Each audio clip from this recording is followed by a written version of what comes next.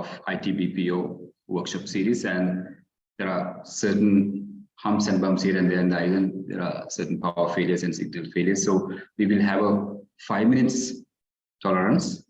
Let's start at sharp 6:35, and for your information, we have our resource person, Dr. Nirosha Ratnaik, is ready from United States. So we'll start by sharp 6:35. In 5 minutes, we'll start. Thank you.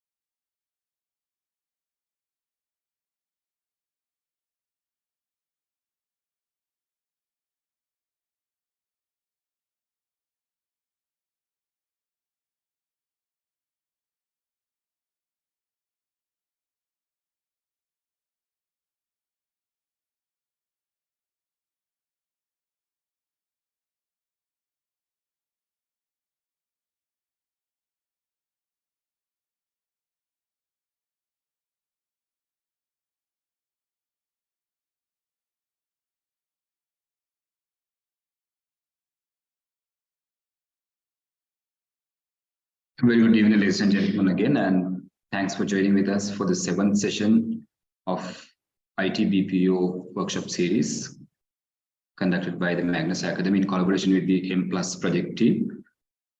Today we have a presenter from United States, that's Dr. Nirosha Ratnayaka. And before moving into the session, I would like to quickly highlight the basics, core ground rules, which we have been having for last 6 sessions. I don't think that we have to remind them, but for your quick information, we are not interrupting the resource person within the core session, which could run maximum of 1 or 1.5 hours. After that, we have a Q&A session where you can use the chat box or even the YouTube live streaming chat boxes, or else you can raise your hands and we allow you to shoot your question straight away to the resource person, or else you can use any WhatsApp groups you are joined in or the numbers of the organizers. You can send your questions for the clarification. And the important part is, if you are willing to have the certificate of post-followed certificate, you have to mark your attendance. That is compulsory, where we share a Google form to mark your attendance again through this same chat box, or else in the YouTube live streaming chat box as well. To have the access to YouTube live streaming chat box, you have to subscribe to the channel. And anybody who experienced power failure or signal failure, you have to prove your attendance by showing at least 3 screenshots, where we will share another Google form tomorrow through our WhatsApp groups. If you watch your sessions but through YouTube after that, not live with these sessions, if you watch them, you have to put 3 screenshots minimum with the intervals of 30 minutes so that we accept this as a presence or the attendance being marked as a positive. මම සිංහලෙන් කිව්වොත් සුබ සන්ධ්‍යාවක් ප්‍රාර්ථනා කරනවා සියලු දෙනාටම. අද අපේ 7 වෙනි දවස, තව අපිට එක දවසයි තියෙන්නේ මේ workshop series එක ඉවර කරන්න. අද අපේ ආරාධිත දේශකයා වෙන්නේ ආචාර්ය නිරෝෂ රත්නායක මහත්මිය. ඇමරිකන් එක්සත් ජනපදයේ සිට තමයි සම්බන්ධ වෙන්නේ මේ වෙලාවේ. ඒත් එකම කෙටියෙන් ඉතාම කෙටියෙන් කිව්වොත් අපි මතක් කරන්න ඔබට attendance mark කිරීම අත්‍යවශ්‍යයි. ඔබ සහතික පතක් බලාපොරොත්තු වෙනවා නම් ඒ සඳහා අපි Google form එකක් තමයි chat box එක, Zoom chat box එකේ සහ YouTube chat boxes හරහා share කරන්නේ.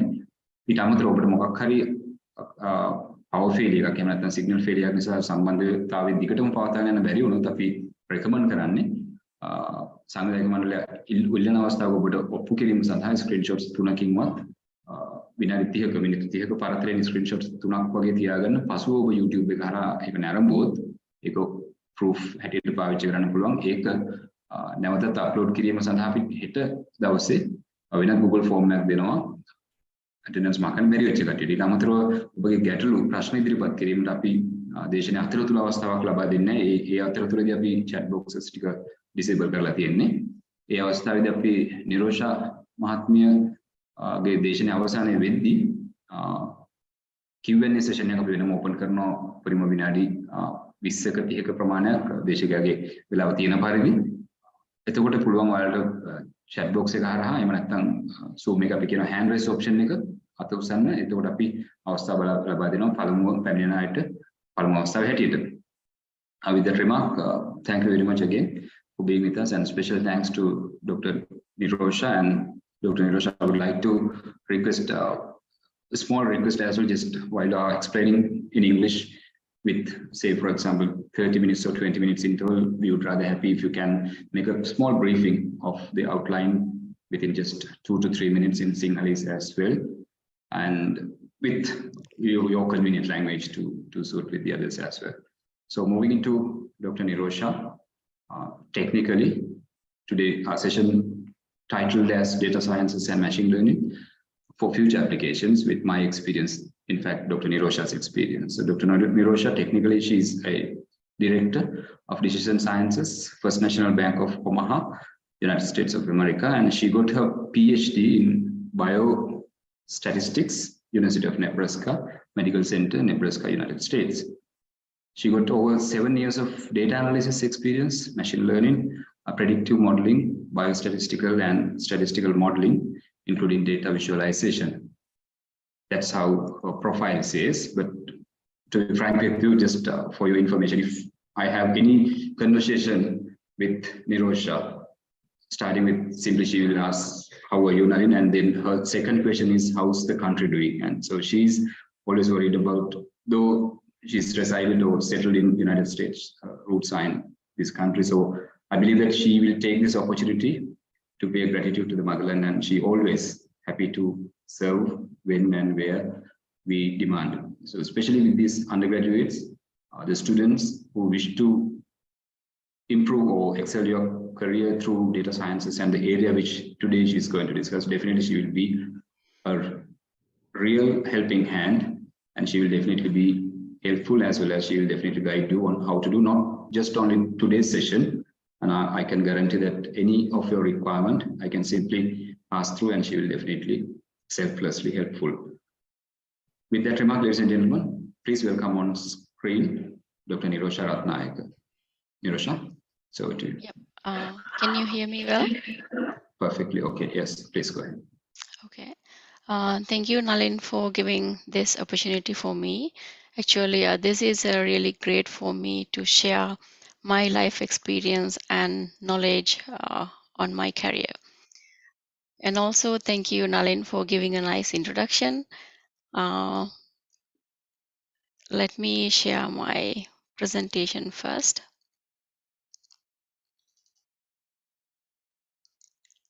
You see my screen, right? Yes, please. Can put it to the power. Yes, go on. Okay. Okay. Today I will focus on machine learning, data science, and artificial intelligence. So this is my career field, but my presentation is a little bit different. I will touch base on some of the technical details, and also I'm not going to talk in detail about any of the theoretical stuff, but I just want to give you an idea about what are the available machine learning models and what is data science, and what some of the real world applications. So that way, if you are interested, you have an idea and you can get started. And I will also share some of the resources at the end of the presentation. That way, you can get started and you can start learning by yourself. This is about myself. I'm not going to spend time here to talk about myself. And Nalin already gave a nice introduction. But towards the end of my presentation, I will share some of stories in my life and some challenging times I had to face. So I will directly move to data science field. Again, as I mentioned, I'm just going to touch based on most of the important stuff, and for you to get familiar with the terms and available methods and some applications where I have seen this discipline is applied in real world. Data science, simply saying, it is a discipline where we use data and understand data and try to draw some important information from data. Pretty much what we are trying to do, we use historical data and then try to build a model, and then we are trying to apply this model on new data set. So that's the very basic idea.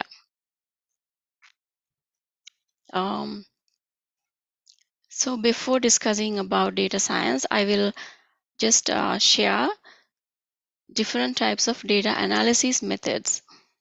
So here, when we talk about data, we pretty much use historical data, existing data, and try to draw some insights or more information from data, right? So we need to know how we are going to analyze this data set. These are some of the different types of data analysis methods. The very basic one is the descriptive data analysis. This is by term you can say it's simply we taking summarizing the data set, like taking the mean, median, standard deviation, all those things. From there we can get an idea about the behavior of the data set. And the second one is the exploratory data analysis. This is also known as EDA. Here we pretty much identify the relationship in the data set. The third one is the inferential analysis. So this one is simply saying it's statistical analysis. We make decisions based on the distribution of the data set. Basically, we look at the data set and take the histogram of the data set, and then we can get an idea about the distribution, and based on that we can decide what kind of a relationship this data set has with the outcome variable. Okay, again, before moving into that, we need to have an idea about what is the outcome variable and what are the independent variables. I think most of you are familiar with this, but I'm just going to share it. Outcome variable is what we are going to predict or we are going to obtain values. Independent variables are the ones that we are going to use to make predictions. Basically, we use some information to get a value for outcome variable. So next, predictive analytics. So this is what I am mostly going to focus on.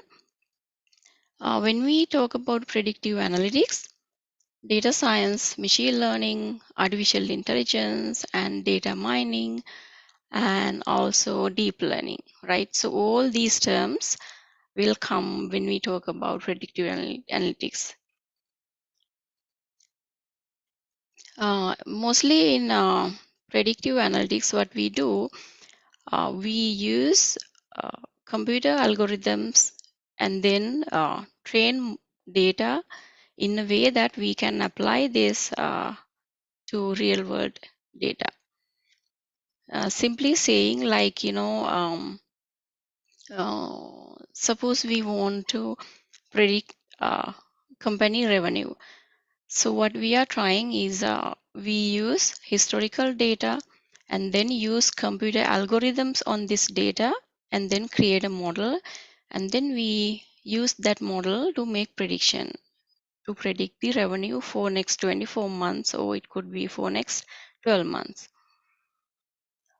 And also the other way of using predictive analytics is like we basically train computers to act as a human, uh, which means like when we ask, let's say like when we ask what's the weather, so then Siri or Google, I will share those examples later, but uh, we can get the answer, right? So we don't need human to answer our question. So simply saying the machine is acting as a human. So next one is the prescriptive analytics. This one is a very important analysis method, but most of the companies do not use this approach. Only like very advanced level companies use prescriptive analytics. So what we do here is like, let's say we have a model and we make a prediction. So we know what's going to happen for next 2 years time. Uh, for an example, if we know like our revenue is going to decrease, knowing that itself is not enough, right? So we want to take actions. We want to at least not increase the revenue, at least keep the revenue we have right now. So for that, we kind of have to analyze and we need to take actions, what we have to do right now to maintain that level. So that's pretty much what we do in prescriptive analytics. Next, I will share what are the terms, like most common terms in artificial intelligence, machine learning, and data science.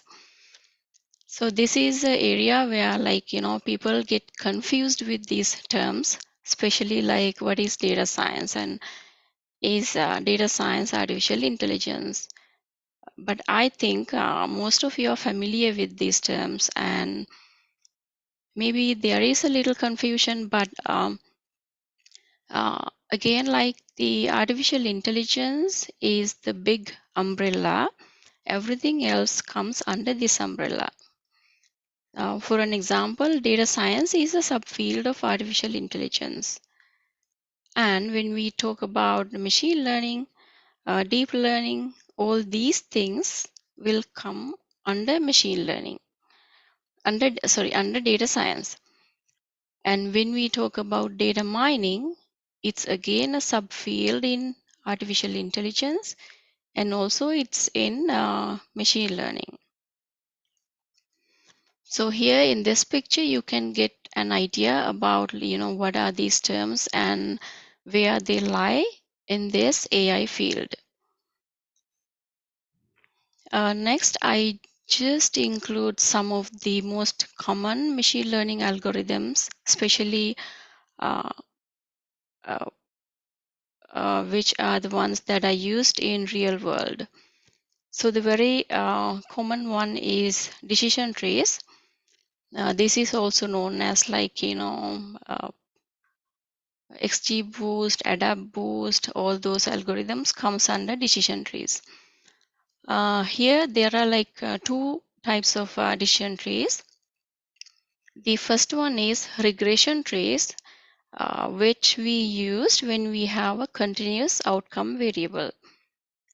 For an example, as I mentioned before, predicting revenue. So revenue is a continuous outcome variable. So in this case, we will use regression trees. And then moving into classification, that is another important decision tree type most of the time companies are using. So this is again when we have a discrete outcome variable.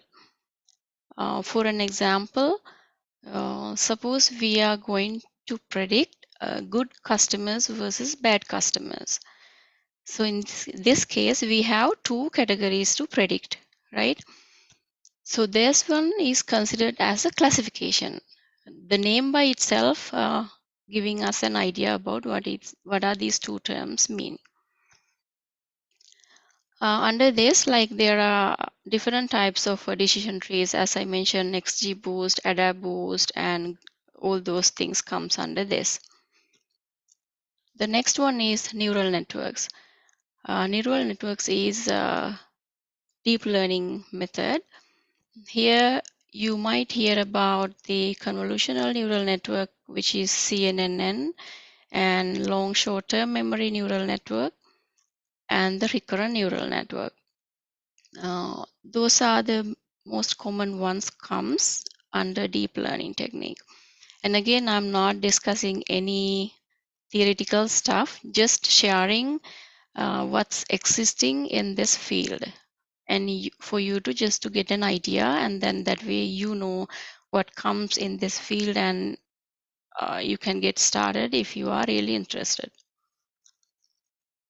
Next one is the k nearest neighbors, and k means clustering, and also random forest. Again, random forest is a decision tree approach, but here there are many decision trees. To make a decision, we take average of decision trees. Next one is support vector machines, and then naive Bayes. Naive Bayes is a Bayesian optimization method. So these are the most common machine learning algorithms and the ones that are used currently. Next, I will share what is statistical modeling and what is machine learning. So here, when we talk about statistical modeling is pretty much we use a relationship between our independent variables and dependent variable, which is the one we are going to predict. And machine learning is we don't use any kind of a relationship. We use our data and then we transform our data into a model using computer algorithms and then make decisions using that model. Uh, so now you have an idea about what is data analysis and what is machine learning, statistical modeling, and also different types of machine learning algorithms.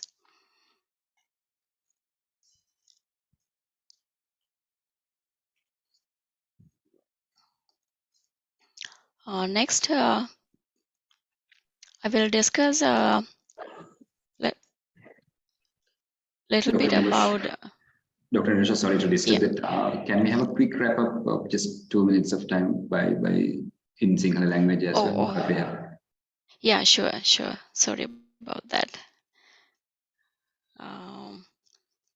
Let me go back to. Very briefly, yeah. Very briefly, it'll be okay. Yeah.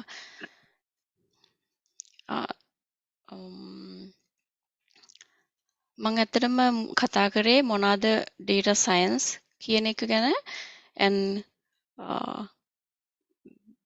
basic introduction එකක් දුන්නේ data science කියන්නේ මොකක්ද කියලා.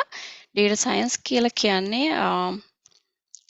technique එකක් අපි use කරන to take a decision like ඇත්තටම කියනවා නම් අපි data use කරලා බලන්නේ මොකක් හරි important information එකක් historical data වලින් ගන්න මේකට use කරන method එක discipline එක තමයි data science කියලා කියන්නේ. එතකොට data science ගැන කතා කරනකොට අපි දැනගන්න ඕනේ ඉස්සෙල්ලම මොනවාද data analyze කරන්න තියෙන methods කියලා. මෙතන මං the main methods තමයි share කරගත්තේ. Descriptive data analysis and EDA. මේ දෙක තමයි very basic methods දෙක. Inferential analysis කියලා කියන්නේ අපි ගොඩක් අය familiar basically statistical analysis එකට තමයි inferential analysis කියලා කියන්නේ.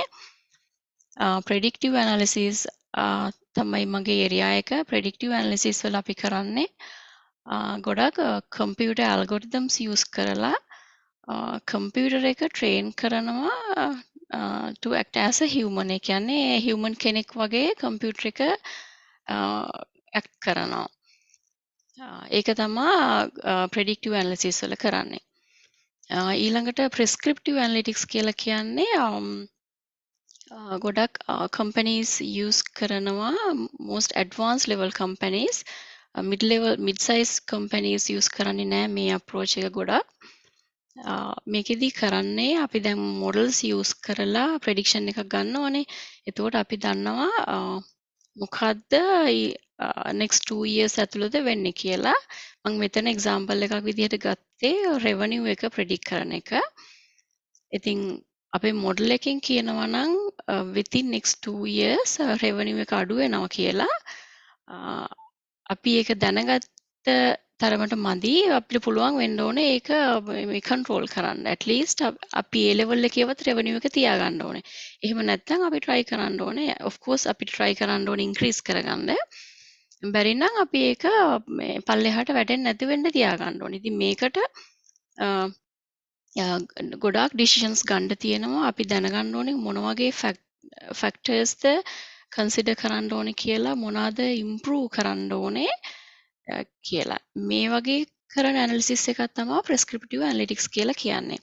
ගොඩක් කලාවට ඔය Amazon, Google වගේ companies මේ method එක හරියට use කරනවා. මෙතන මම කතා කරේ මොනවාද machine learning, data science and artificial intelligence කියන්නේ කියලා. artificial intelligence කියන එක තමයි අපේ main field එක වෙන්නේ. අනිත් ඔක්කොම එන්නේ මේ artificial intelligence යටතේ. data science කියන්නේ main subfield එක artificial intelligence වල එන අනිත් data mining, deep learning, machine learning කියන ඒවා ඔක්කොම එන්නේ එතකොට data science යටතේ. එතකොට මම මෙතන mention කරා ගොඩාක් use කරන machine learning algorithms, decision trees තමයි main එක. decision trees යටතේ ඔයගොල්ලන්ට ඉගෙන ගන්න පුළුවන් වේවි XGBoost and then AdaBoost කියන තව ගොඩක් තියෙනවා ඔය වගේ algorithms. මං කලින් කිව්වා වගේ අපි models වලින් predict කරනවා outcome variable එක. මේක continuous outcome variable එකක් වෙන්නත් පුළුවන්. එහෙම නැත්නම් discrete වෙන්නත් පුළුවන්. ඒක continuous outcome එකක් නම් අපි use කරන්නේ regression trees. එහෙම නැතුව ඒක discrete outcome variable එකක් නම් classification. මෙතන මම example එක ගත්තේ අපි bank එකක good customers ලයි bad customers ලයි predict කරනවා නම් එතකොට එතන අපිට groups දෙකක් තියෙනවා. ඒකෙදි අපි ගන්න classification trees. ඊළඟ approach එක තමයි deep learning වල එන neural networks කියන එක.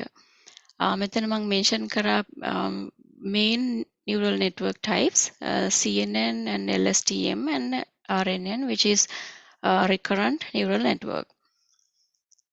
ඊළඟට අනිත් algorithms මම මෙතන mention කරා. මම මෙතන ඊළඟට කියන්නම් random forest කියන එක ගැන. random forest කියන්නේත් ගොඩක් use කරනවා. ඒකත් decision tree type එකක් තමයි. ඒ වුණාට මෙතනදී අපි කරන්නේ ගොඩාක් decision trees build කරලා average value එක ගන්නවා as the final model, final outcome. අනිත් එක තමයි support vector machines and ඊළඟ එක naive Bayes. naive Bayes කියන්නේ ගොඩක් අය familiar Bayes theorem එක. So මේක related to Bayesian theorem based on the Bayesian optimization. ඊළඟට මම කතා කරේ මොනවාද statistical modeling කියන්නේ and මොනවාද machine learning modeling කියලා කියන්නේ. මේකෙදි main difference එක තියෙන්නේ statistical modeling වල අපි ගොඩක් වෙලාවට අපේ independent variables කියලා කියන්නේ data we used and dependent variable එක කියලා කියන්නේ අපේ outcome variable එක. ඉතින් statistical modeling වල අපි මේ දෙකේ relationship එකක් consider කරනවා model එක build කරනකොට. මෙතන example එකක් විදිහට ගන්නවා නම් very basic example එක තමයි linear regression එක. එහෙම නැත්නම් equation of a linear line. අපි කියන්නේ y equals mx plus c කියලා. එතකොට ඒකෙදි අපි consider කරන්නේ අපේ outcome variable එක y has a linear relationship with x කියන එකනේ.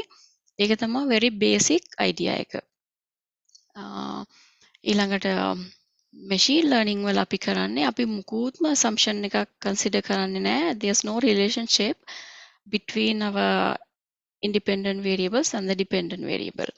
ඒතර මෙතන අපි ගොඩාක් වෙලාවට කරන්නේ computer algorithms use කරලා අපි තියෙන historical data transform කරනවා into a model.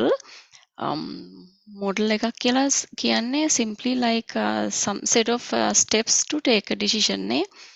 ඉතින් ඊළඟට මේ model එක අපි use කරනවා අලුත් data වලට. ඒක තමයි මේ machine learning algorithms වලින් අපි කරන්නේ. එතකොට මෙතනදී අපි කතා කරන්නේ නැහැ ඒකට linear relationship එකක් තියෙනවද, ඒක linear line එකක්ද, polynomial line එකක්ද, ඒවා ගැන අපි මෙතන කතා කරන්නේ නැහැ. මෙතන what we only do is we use the data and then get important information from data.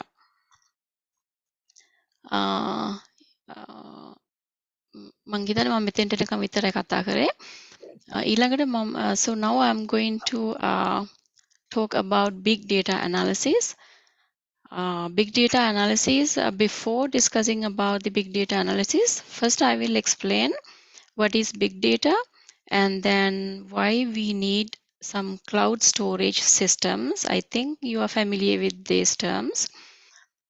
Big data is simply saying what is big data is, like when you look at the first table here, this is an example of a structured data set, which means we have number of columns, which means number of variables, and we have number of rows. So when we talk about big data, in this example, like when we increase number of variables, which means we are creating our data set to a large data set by increasing number of columns or number of variables. So that is called wide format. And also when we increase number of rows, which means when we have large number of observations, like millions of billions of observations. So here we are creating a large data set by increasing number of rows, which means it will be a long format. So in big data, we will have large number of variables and also large number of observations. And I should say this also because it's not always the case where we will have like billions of rows. There will be like, sometimes you will have like millions of observations, but you will have thousands of variables. So that is also a big data set, just for you to get an idea. And there's no clear, like very uh, uh, clear like definition. Okay, if you have this many variables and this many rows, it will be a big data set. We don't talk about that. You will get an idea about it when you use and when you apply this in real world. And here on the right side, I just include this. I know most of you are familiar with this. When we talk about size of data sets, size of value, and then how we increase the size of a data set. So here you can see how fast our data is growing. So now we are talking about exabytes, zettabytes, and yottabytes, not megabytes and gigabytes when we talk about big data. So based on the infographic statistics, so I include these numbers just to give you an idea about, how fast our data is growing. You can see that, so these are daily statistics. So you can see that 500 million tweets are sent daily.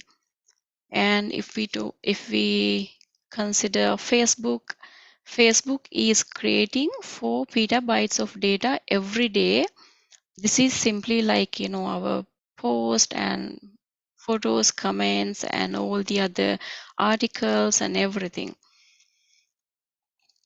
And when we talk about Google search or anything else, so there will be about 5 billion searches are made every day. So based on this, you can get an idea about how fast our data is growing and what kind of big data we will have in next few years of time, right? So here it is estimated that by 2025, daily we will create more than 463 exabytes of data every day. So this is to store this data, we need about more than 200 million DVDs. So from there we can get an idea about how we can store this data, and we need some kind of advanced approach, a method to store this complicated data sets, right? For that, I will talk a little bit about storing big data. So when we talk about big data, we really need to have an idea about, how we are going to store our data, where this data is going to stay in next few years time. I mean, even right now, like we already have cloud storage services available. Here, like the very first picture explaining, like, back in the day, we use files and folders to store our data. And then when eventually people started to use computers, and then we started entering everything in computer and save it there. After that, when uh, the more technologies come in, when people started using technology more, everybody was using phones, iPhones, iPads, tablets, and everything was creating data, and it was growing super fast. So with this, there were like the physical devices came, like the USB, SSD, and all these things came. After that, eventually now, uh, those were not sufficient enough to store our data sets. So here we have cloud storage services. So pretty much our data is staying in the cloud. And again, there are many reasons for that. You can just search around and get an idea about, like, why we ended up having cloud storage. Because for an example, it's more secure. Like if we lose one set of data set, we have backup data sets available in the cloud, and also for safety reasons. So here I just include some of the storage services available. The Snowflake is a very common cloud storage service most of the companies are using. And Amazon Web Services, they have S3 buckets to store big data sets. And Amazon Web Services have so many other services. If you can spend some time and search what they have, what they are available, it's really important for you to get an idea about, like, what comes in this field and what are the existing services available. And then the Microsoft Azure, Google Cloud, and Oracle Cloud, and IBM Cloud. So these are some of the storage services available. Again, there are so many others right now. So now you have an idea about what is big data and how do we store big data sets. Next, I will share the model building process.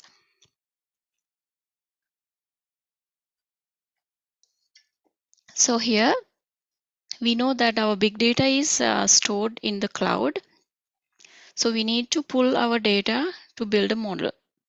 So that is the very first step. So we pull our data from the cloud, and now we have our raw data.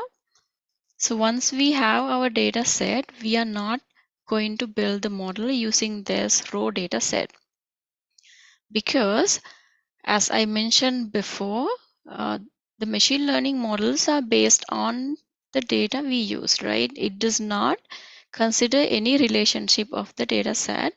So we need to use processed data, like more accurate data, to build the model, and that way our model output will not be a garbage. If we input garbage data, our model output will be garbage too. So the very important thing is pre-processing our data. So here what I mean is, like, in real world, the real data is very messy. We have missing values, and we also have some extreme values, which are the outliers. For an example, if we talk about age of a person, if we see like 300-year-old all, then this is not the real case, right? So this will be extreme values or the outlier values. So we are not going to include these values when we build the model. And also there are some variables which do not provide us any information.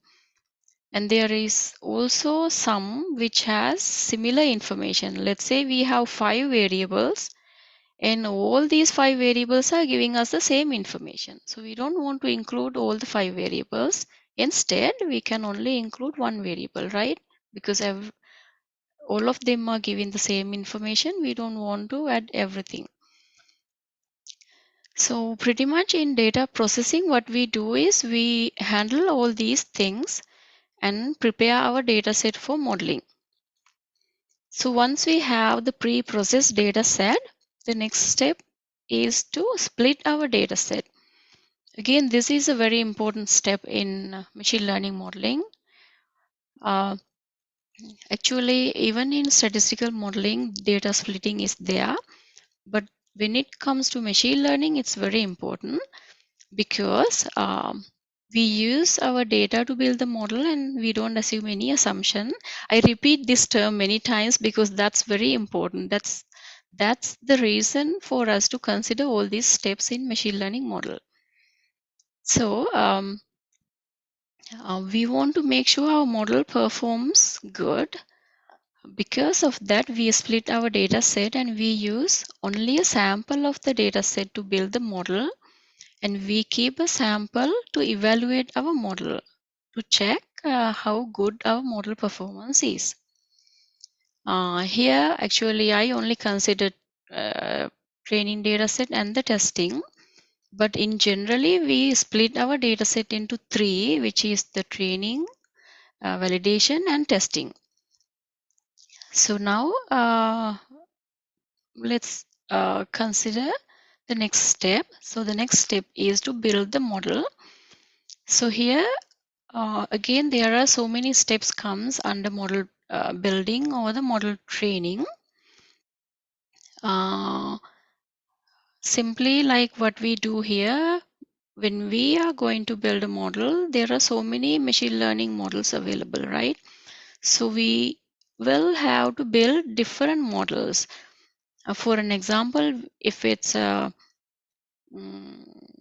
classification problem, then we will have to build XGBoost, and we might have to consider random forest, we might have to consider neural networks. There are so many models. So we will build different types of models, and also we can do ensemble modeling. This is very common nowadays. In ensemble modeling, what we do is, suppose we build XGBoost model and also we build a neural network model.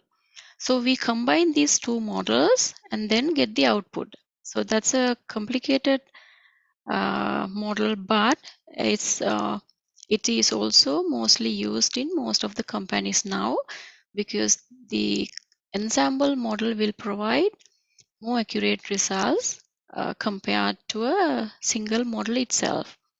But again, when we consider ensemble modeling, it adds a little bit more complexity to our model, right? So in that case, based on the model performance and the complexity, and based on our business problem, we need to decide what kind of a model we are going to end up. Okay, so now let's say we have a final model. So once we have a final model, the next step is to evaluate our model, which means here what we are doing, like, we want to make sure our model performs good, which means our model prediction should be very close to the actual value, right? So here, if we use a new data set, we don't know the actual value, right? But that's why we keep a sample from the data set to evaluate our model. So when it comes to this step, we use our sample data set we kept separately, and then we apply our model on this data set and get the prediction from the model. Now we have the predicted value, and also we already know the actual value. So now we can see, okay, what is the error from this model if it's a regression model. Again, there are different matrices we use to check our model performance. For an example, you might be hearing AUC value, area under the curve, and you might be hearing the mean squared error, and also the KS statistic, all those things. So these will be used, accuracy, precision, all the terms comes here. So we will use these terms to evaluate our model performance. If our model performance is good, then we will have a final model to implement. So now we will implement or deploy our model in the production. So here what I mean is we apply our model on real data and get a prediction. So now you should remember in this step, we don't know the outcome value, right? Because this is a new data set. Basically, for an example, new customers. For new customers, we don't know the outcome, right? So we are going to use the model and get the outcome. I will share an example later. No, actually, let's see, like, so I'm going to predict uh, a customer is going to be delinquent within 24 months or within 2 years time. So we're going to issue a credit card, but we want to know if this customer is going to be charged off within 24 months time, right? So what we do, we look at the behavior of this customer, which means the information or everything about characteristics about this customer, and then we apply the model and then we get a score for this new person, and then we can see, okay, what is the probability. Based on the probability we can get an idea, okay, this customer is going to be more likely to charge off within next 24 months time, right? So then based on that we can decide, are we going to issue a credit card to this customer? If so, what is the credit limit, like that. So that's a very basic example. So now once we apply our model in the production, it's not done. So we need to monitor our model, right? So we want to make sure our model performance is good. So we keep monitoring our model.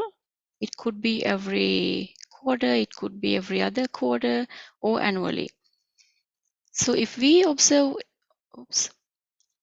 if we observe any model deterioration, then we need to be very careful. We need to consider, are we going to rebuild the model? If not, what are the actions we can take? So here, if the model performance continuously decreasing, then we have to train the model again. Pretty much most of the models, like, it could be every 2 years, 3 years time. There are so many reasons here. It could be due to seasonality trend. Maybe we don't have the same variables we had during the model building process. If we do not have some variables right now, then we cannot pretty much apply this model to new customers, right? So in that case, we want to use current data and then train the model and then use that model. So this is like a cycle. But if our model performance is good, we can just continue still monitoring the model. Okay, so now you have an understand. You have a very basic idea of what is the model building process, and these are only the basic steps. And each and every step includes so many other things which I'm not going to talk about. So I will pause for a while and just translate this to Sinhala. Let me go back to the previous slide. Okay.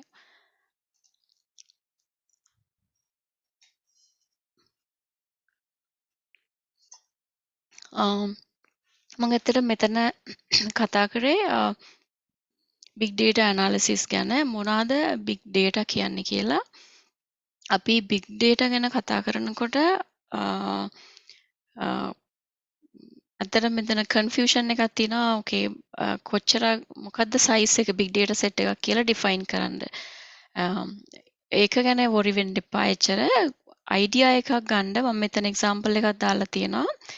මේ table එක structured data set එකක table එකක්. structured data set එකක් කියලා කියන්නේ අපිට data set එක table එකක represent කරන්න පුළුවන්. sorry. මෙතන තියෙනවා අපිට columns වලින් කියන්නේ number of variables and rows කියලා කියන්නේ number of observations. ඒක very simple. එතකොට අපිට මේ data set එක large data set එකක් කරන්න පුළුවන්. අපේ තියෙන variables ගාන වැඩි වෙනකොට. දැන් අපිට 100 variables තිබ්බනම් අපිට 1000 variables තියෙනකොට අපේ data set එක large data set එකක් වෙලා in a wide format කියලා කියනවා ඒකට.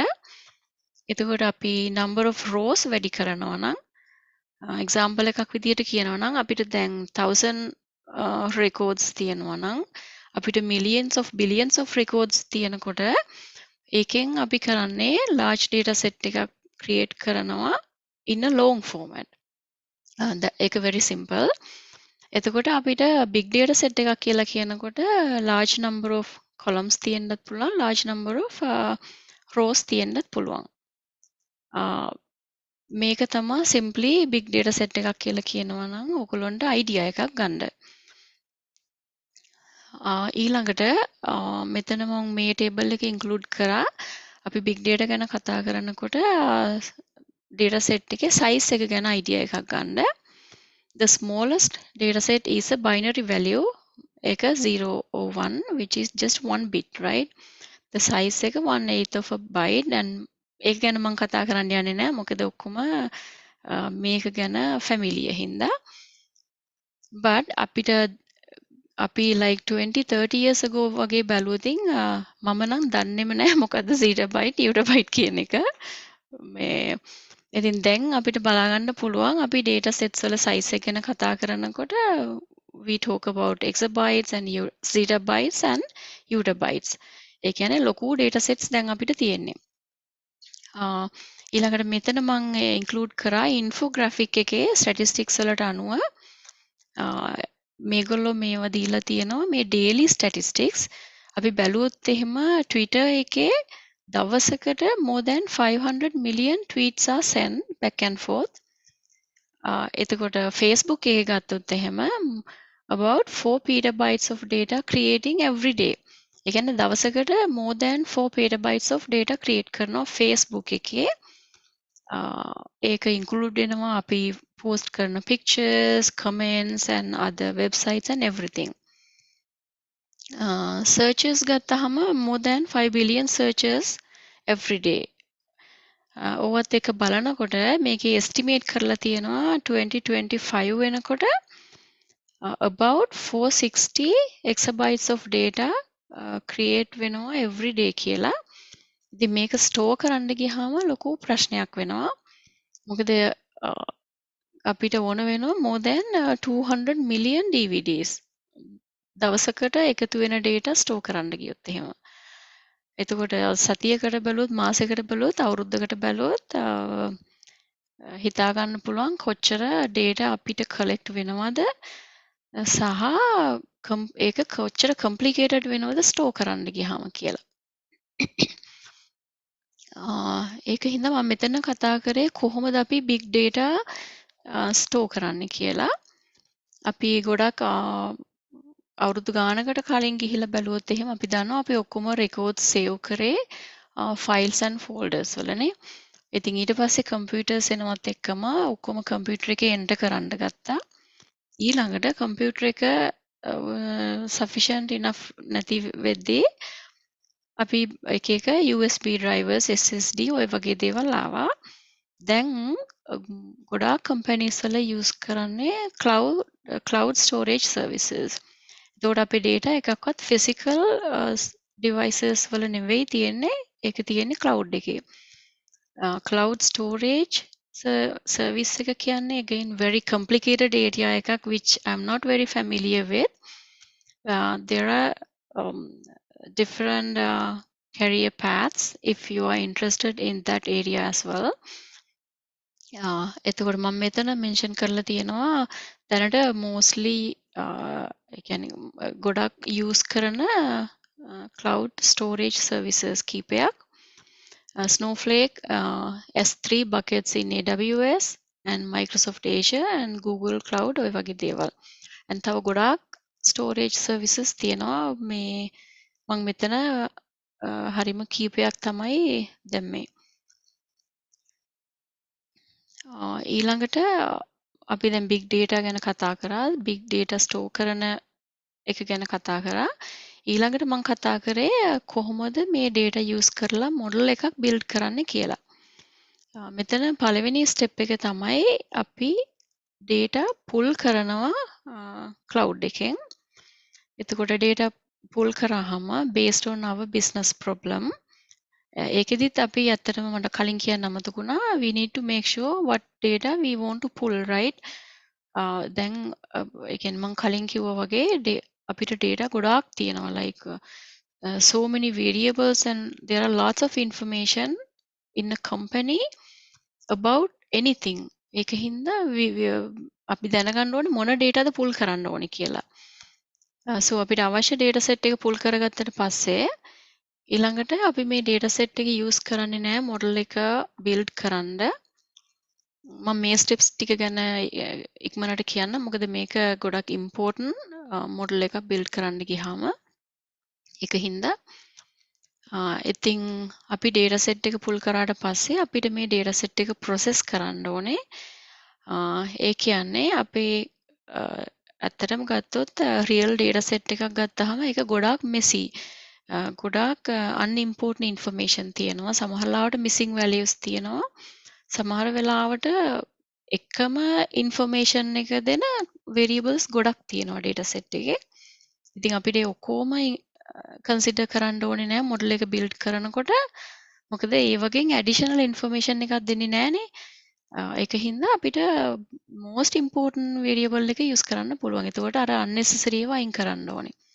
ඒ වගේම සමහර ඒවා තියෙනවා ඔක්කොම වගේ missing values. දැන් අපි real data set එකක් බැලුවහම තේරෙයි ඔයගොල්ලන්ට සමහර columns අපි ළඟ 1000 variables තියෙනවා නම් සමහර ඒවා ගොඩාක් ඒවා missing values තියෙනවා.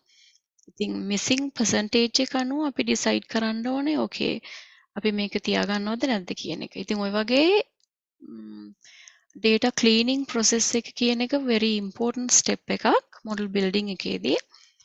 අපි data set එක process කරගත්තට පස්සේ ඊළඟට හරිනම් අපි model එක build කරනවානේ, but අපි model එක build කරන්න යන්නේ නැහැ entire data set එක use කරලා. ඒකට හේතුව තමයි machine learning models වල මම කලින් කිව්වා වගේ අපි assume කරන්නේ නැහැ මොන relationship එකක්ද තියෙන්නේ outcome variable එක මේ independent variables එක්කලා. ඉතින් එහෙම relationship එකක් assume කරන්නේ නැති හින්දා අපිට make sure කරන්න ඕනේ අපි model එක perform කරනවා හොඳට කියලා production එකට දාන්න කලින්. ඒකින්ද අපි මෙතනදී කරන්නේ data set එක split කරනවා. That's the main reason to split the data set. එතකොට ගොඩක් වෙලාවට අපි ඇත්තටම split කරනවා 3 groups වලට training, validation and testing කියලා. මෙතන මම දෙකක් විතරයි consider කරේ. එතකොට training data set එකයි testing data set එක හරි validation හරි කියලා කියනවා. ඊළඟට අපි data set එක split කරාට පස්සේ training data set එක ගන්නවා model එක train කරන්න. ඒ කියන්නේ model එක build කරන්න. model එක build කරන step එකට ආවට පස්සේ again මෙතන ගොඩක් දේවල් තියෙනවා. අපේ business question එකට අනුව problem එකට අනුව අපි decide කරන්න ඕනේ මොන model එකද build කරන්න කියලා.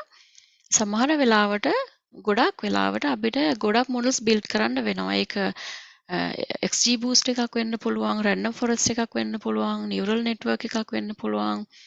එතකොට සමහර ලාවට ensemble modeling කියන එකත් apply කරනවා ගොඩක් companies වල.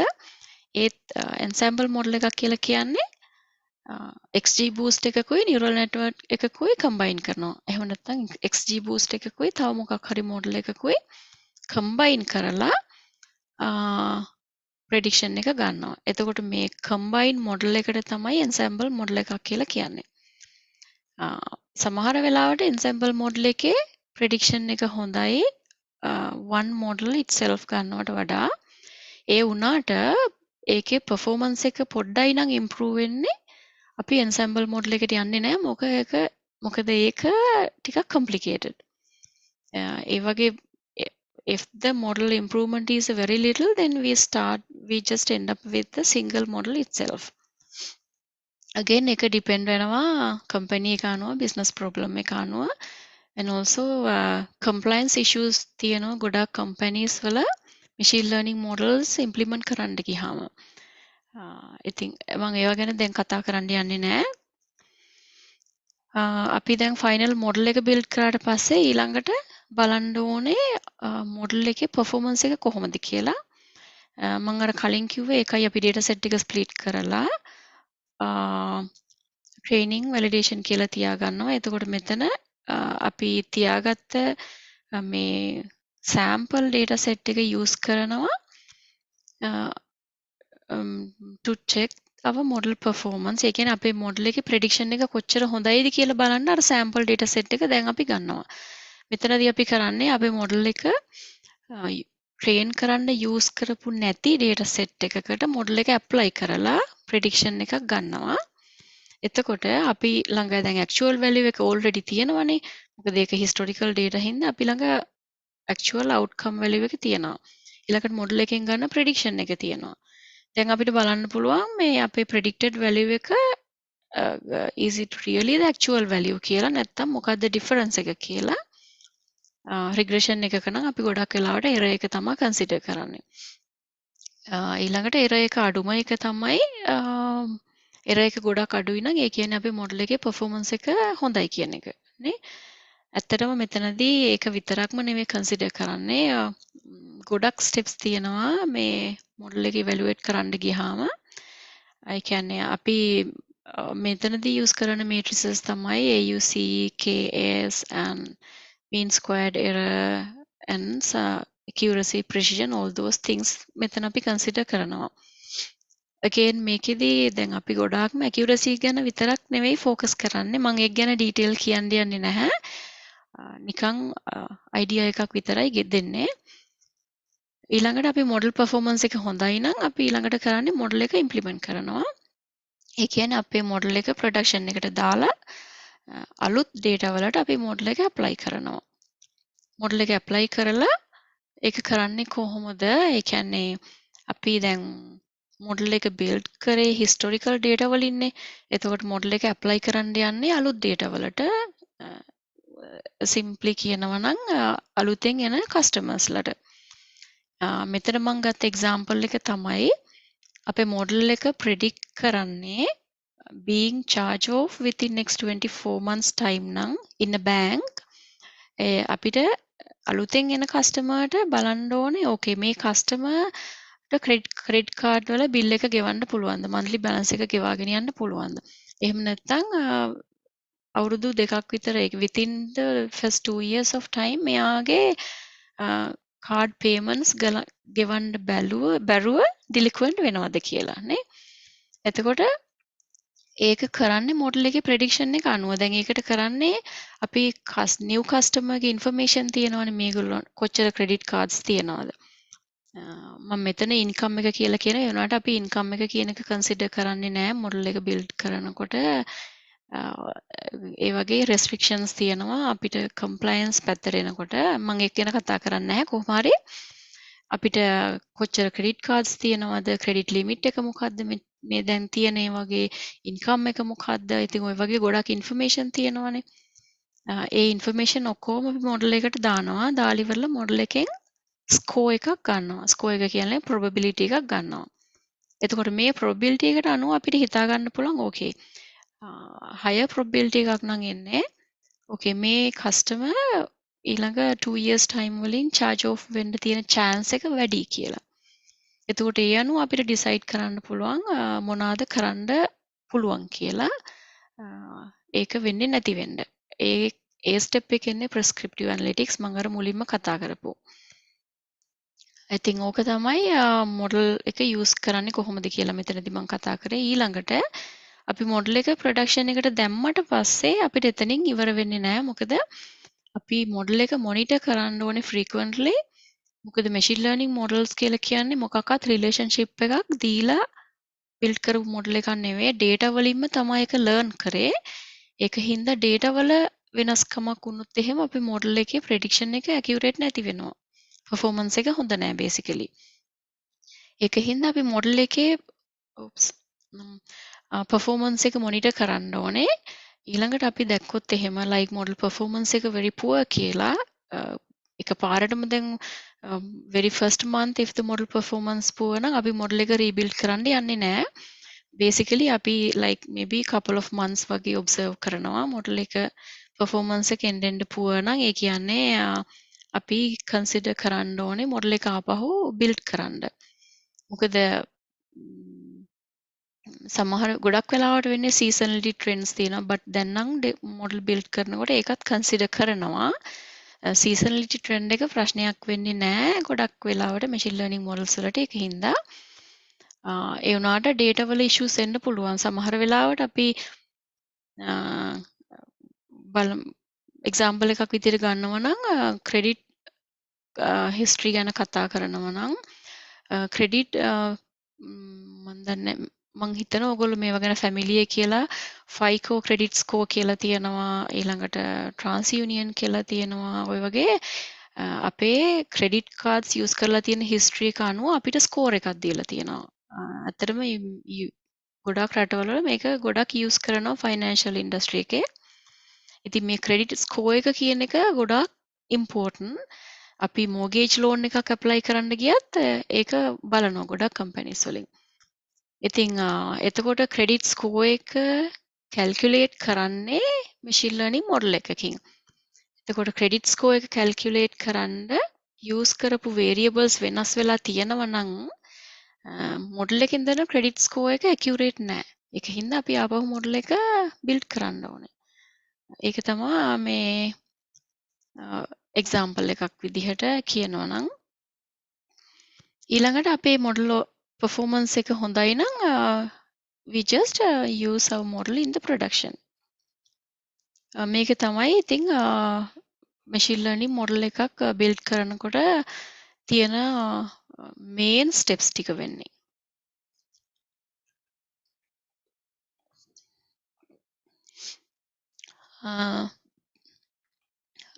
දැන් මම ඊළඟට කතා කරන්නම් real world applications. So this is all like I wanted to share in technical side.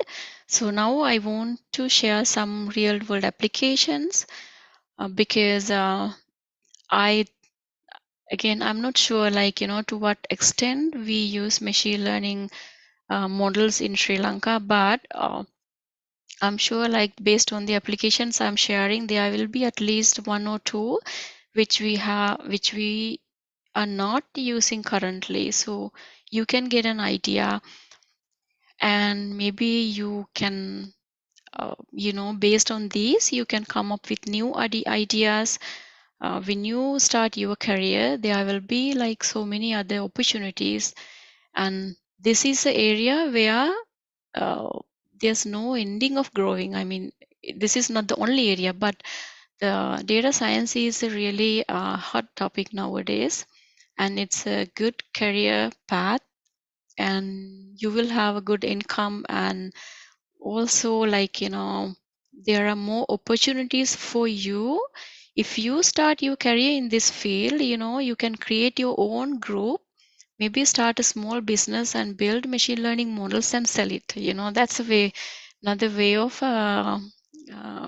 having a extra income. And there are lots of these services companies available. There are many companies, they build machine learning models and then they sell it for companies.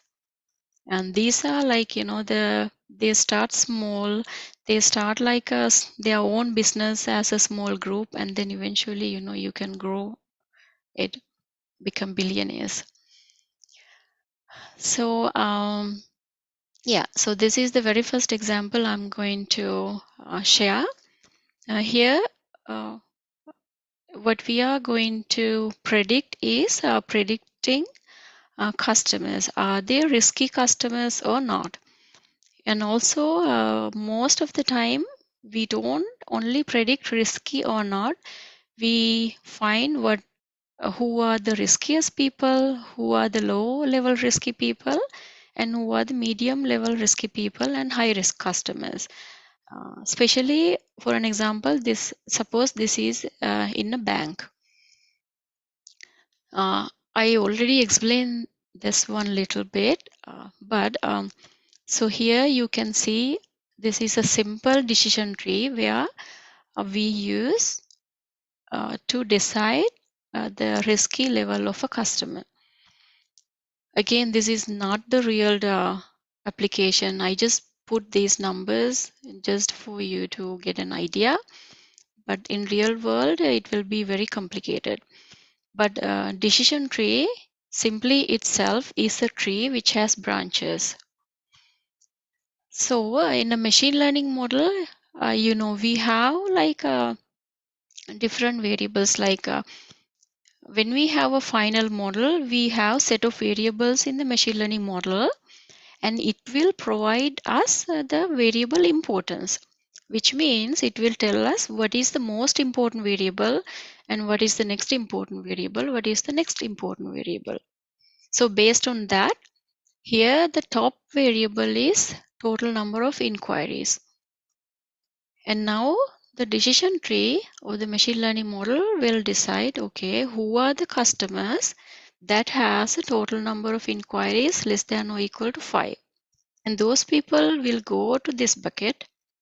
And who are the customers that has a total number of inquiries greater than 5 will go to this bucket. And then the next important variable is average credit limit. So here now we use this variable and check what is the available average credit limit of customers. If it's greater than or equal to $1,000, they will go to this bucket. If it's less than $1,000, they will go to this bucket. So now everyone in this bucket, the next important variable will be utilization, which is simply saying like balance over credit limit. So how they have used the credit card in the history. Okay. So now if it's less than or equal to 1.2, they will get a score of 0.25 from the machine learning model. And the other group will go to this bucket, and for them we will check this variable as well. If average number of monthly inquiries is greater than or equal to 1, they will get a score of this. And if it's less than 1, they will get a score from the model 0.43. Again, these are just the random numbers, okay? So now you can see from the model, likewise, we will get a score for each and every customer, if not each and every customer group. Here, like, see, like if the people, if they have like less number of inquiries, which means, again, inquiry is like, we apply for a credit card, we apply for a mortgage loan, like all these things will be like an inquiry. So then those who have applied more, if their available credit limit is low, which means these people are kind of risky people, right? Because they need more loans, they need more credit cards to use because maybe the other credit cards are full. So which means they are risky customers. So the model will identify this by giving a score. So now depending on the score, we can see who are the least risky customers and who are the high risk customers. So this is the model simply saying, and then when a new customer comes, we apply this model to new customer, and then we can get a score. Depending on the score, we know, okay, this customer is going to be charged off within the next 24 months time, something like that. And this is a very common model used in banking. And this one again, another example, which is the auto credit decisioning. So here pretty much there's no human involvement making this decision. So we implement the model and pretty much the model will provide us the output. For an example, so let's say we fill an application online applying a mortgage loan. So then we have to enter all the information like our name, everything, income, and all those things. And based on that, the model will learn about ourselves, and within couple of seconds, it will tell us, okay, your application is approved with a small loan amount. If not, we will hear like your application is rejected. You are not qualified to have a loan from us, something like that, right? So that is pretty much like auto credit decisioning, where people use machine learning techniques in more efficient way to provide us quick response. Like this is very important because especially like most of the time when we go to a bank and try to get a loan or do something, we waste like almost 1 day of a time, maybe like more than that. And the next day also we need to go to the bank and get all the documents, required documents, everything. It's just wasting time. So this is very important. And those are only like, the basic examples. But when it comes to real application, real world, you will see something like this. Actually, this is even simpler than our final models we used in production. So this one you can see like how many variables this model has and what are the branches, right? So this is a complex model when it comes to real world. But again, like when we consider statistical modeling, it's not like this. It's not complex like this. And one thing I want to mention here, like, machine learning models in some companies, like they are not ready to apply machine learning models because of the explainability issues. Because in statistical models, we know what is happening and what is the relationship and everything. But here, it's like a black box, right? We use data and then we learn from data, and then we are trying to apply this model to real world. But now, if we look at like last 10 years time, we can see the companies started using machine learning models more and more.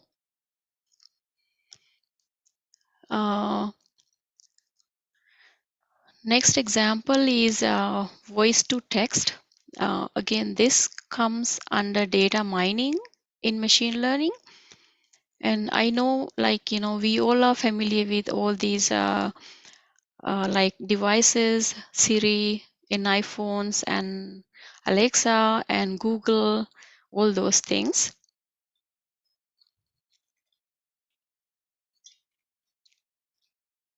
So here, like, mm, we can get any information from Siri. Like in iPhone, if we want to call someone, then we say, "Hey Siri, call somebody," right? And then it will go to our contact list and then find the contact, and then if our voice is not clear, it will suggest couple of options, and then we can select to whom we want to call, right? So all these things happening using machine learning techniques. And also, if we want to send a text message, it will send a text message to the specific person, and also we can say what we want to send.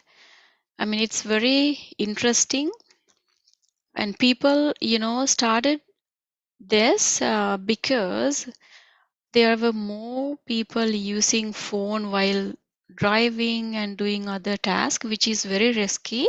So with this, researchers came up with this idea, and which is very helpful. And you can see the picture below. You can see like how people started using this voice technology in US. Like if you compare like 2017, it's about 18.4 million people started this voice technology.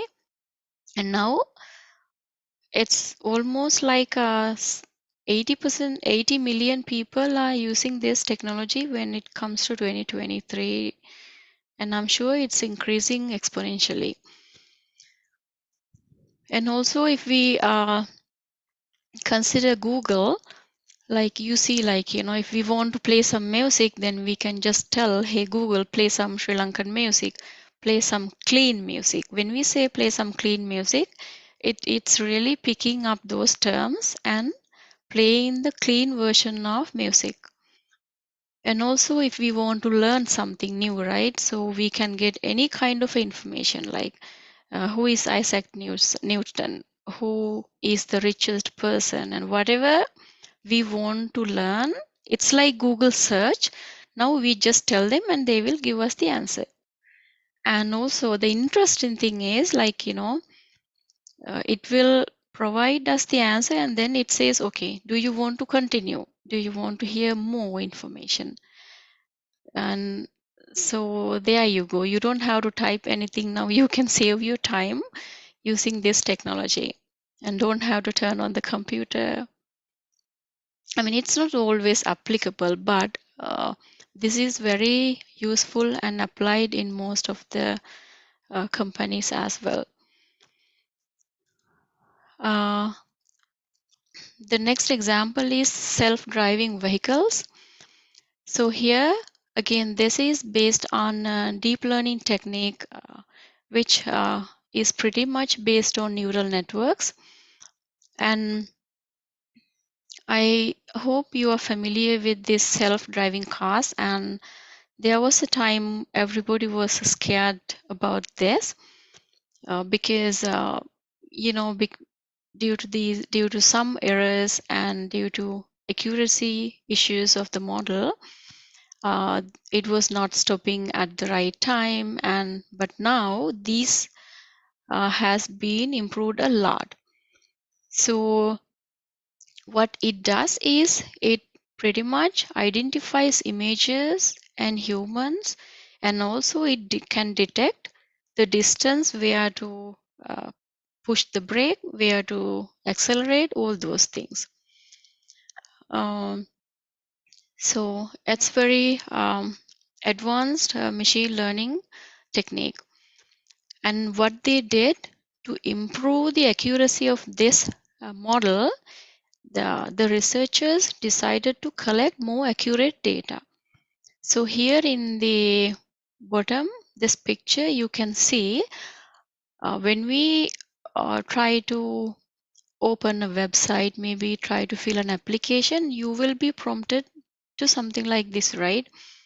So it says, like, you know, uh, select all the traffic lights, select all the motorbikes, all those things. And then once we select it correctly, we can continue with our application or go to the next step. So what's happening behind this is they are collecting more accurate data from the users. That's again very advanced and interesting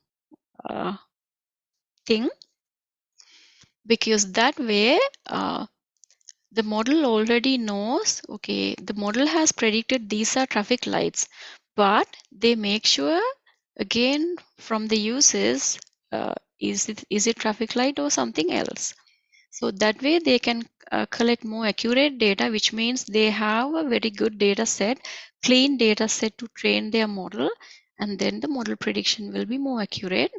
So we will not have much trouble with you know, with self-driving cars, and it will be more accurate, and there's no accidents or no other issues with this. Next, I will share this one, which is in sales and marketing. Again, there are lots of companies using the machine learning technology, especially for product recommendation. You know, like when we search something in Amazon, like, you know, it will suggest, like, you know, you might be interested in this or recommended for you. So all these things are based on machine learning techniques. What they do based on our previous history or previous sales, and maybe the based on where we live, they learn and they provide us, okay, this might be something you are interested, this might be something you had purchased before and you are interested in. So those kind of things, this is also again completely based on machine learning techniques. And in a way it's very helpful because suppose we are doing online grocery and we forgot to add something to the grocery list, and then when it suggests, we can just look around, and if it's something we really want, we can add it, right? And this is again like where machine learning is used in video analytics.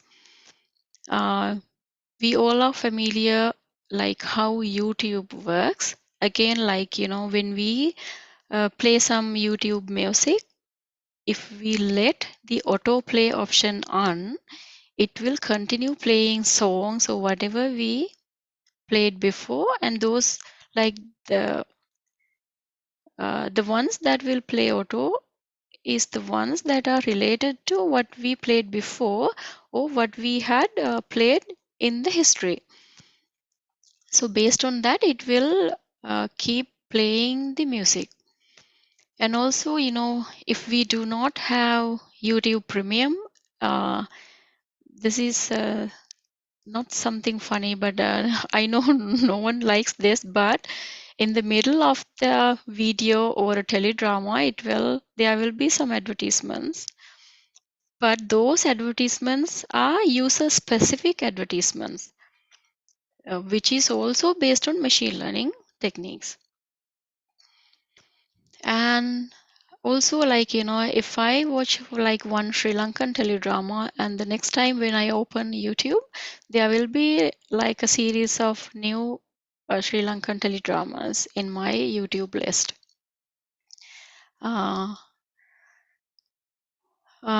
Next example is the early detection of disease.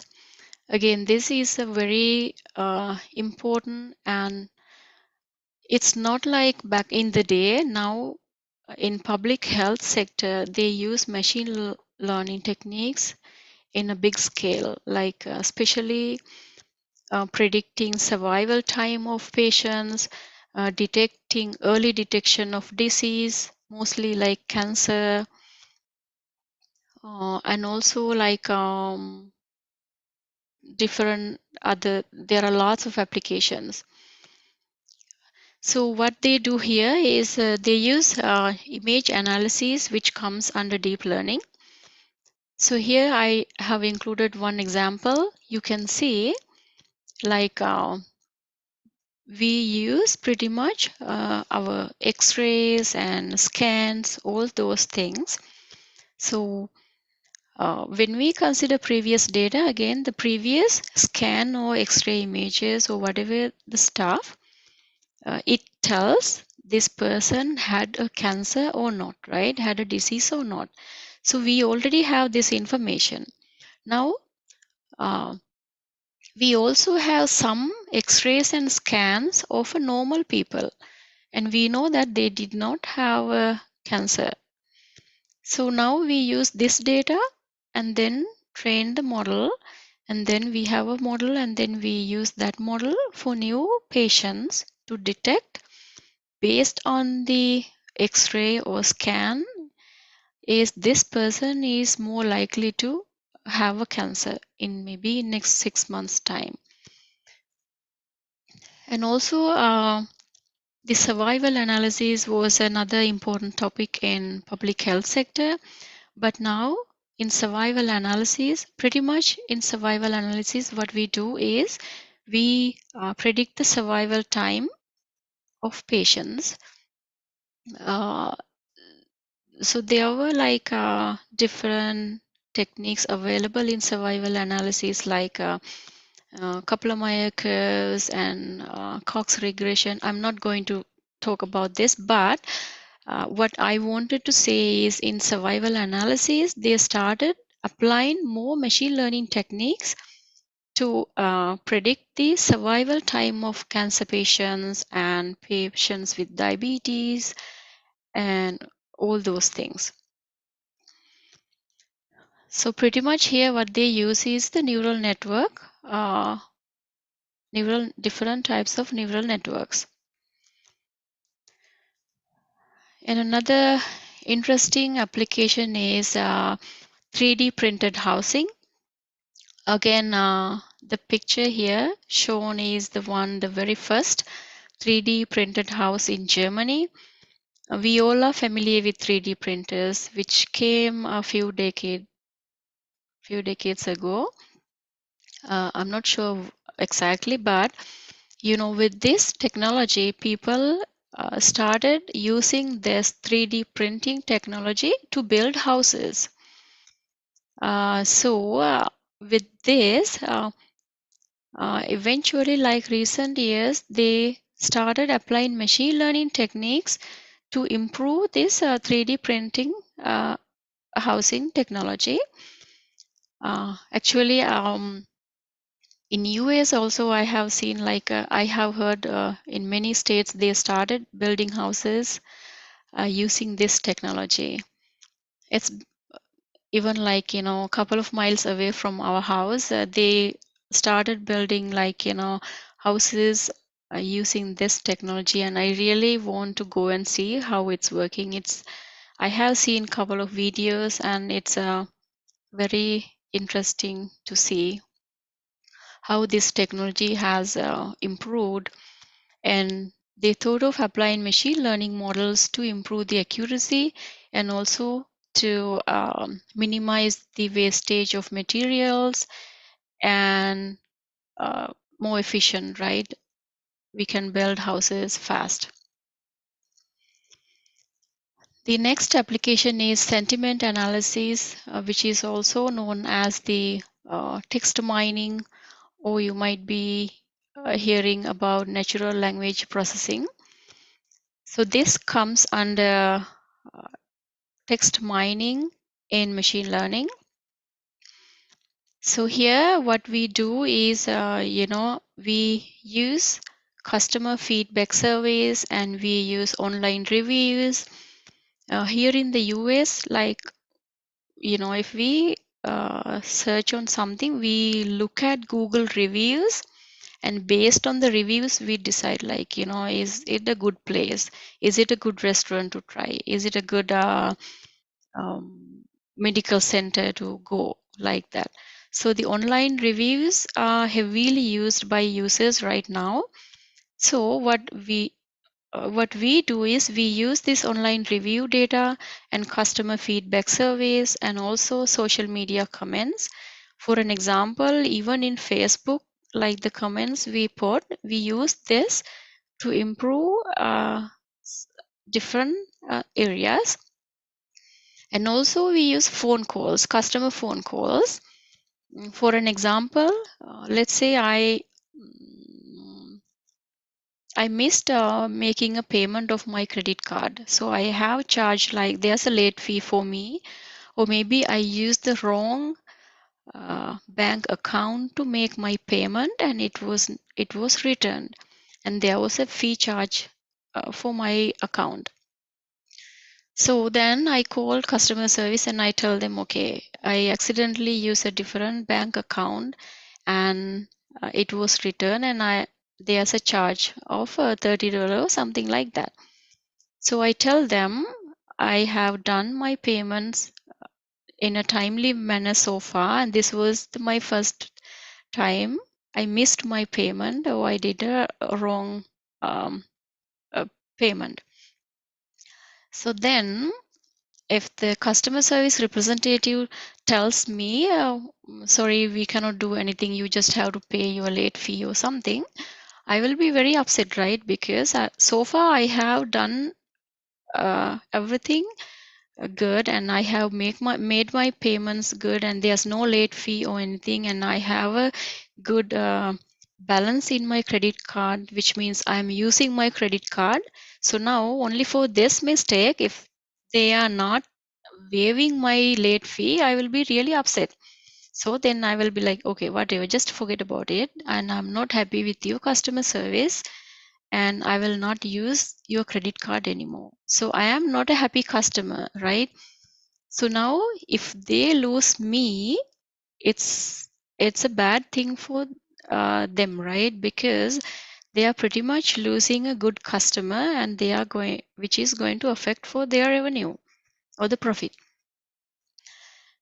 So this is where they apply this natural language processing technique to analyze customer satisfaction, and it is used in most of the places, most of the companies in the United States, and it is very helpful actually. And even I have my own experience with that as well. So based on this, what we do, we use this data like text data or voice data, and sometimes we convert this voice to text, and it's again like it's a complicated topic. But what we do is we analyze this data, and then we get more insights from this data set and decide, is this customer is a happy customer or not? Is this customer going to recommend our product to another person, right? So this is very important, right?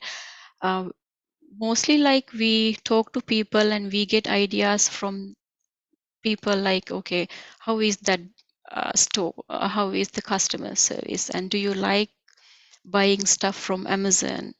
So those kind of things, I know you are very familiar with this. So everything is happening um, based on these machine learning techniques. Okay, I think it was a little bit too much of a application side, but this is all I wanted to share and machine learning applications. So I will go back and briefly explain these things in Sinhala.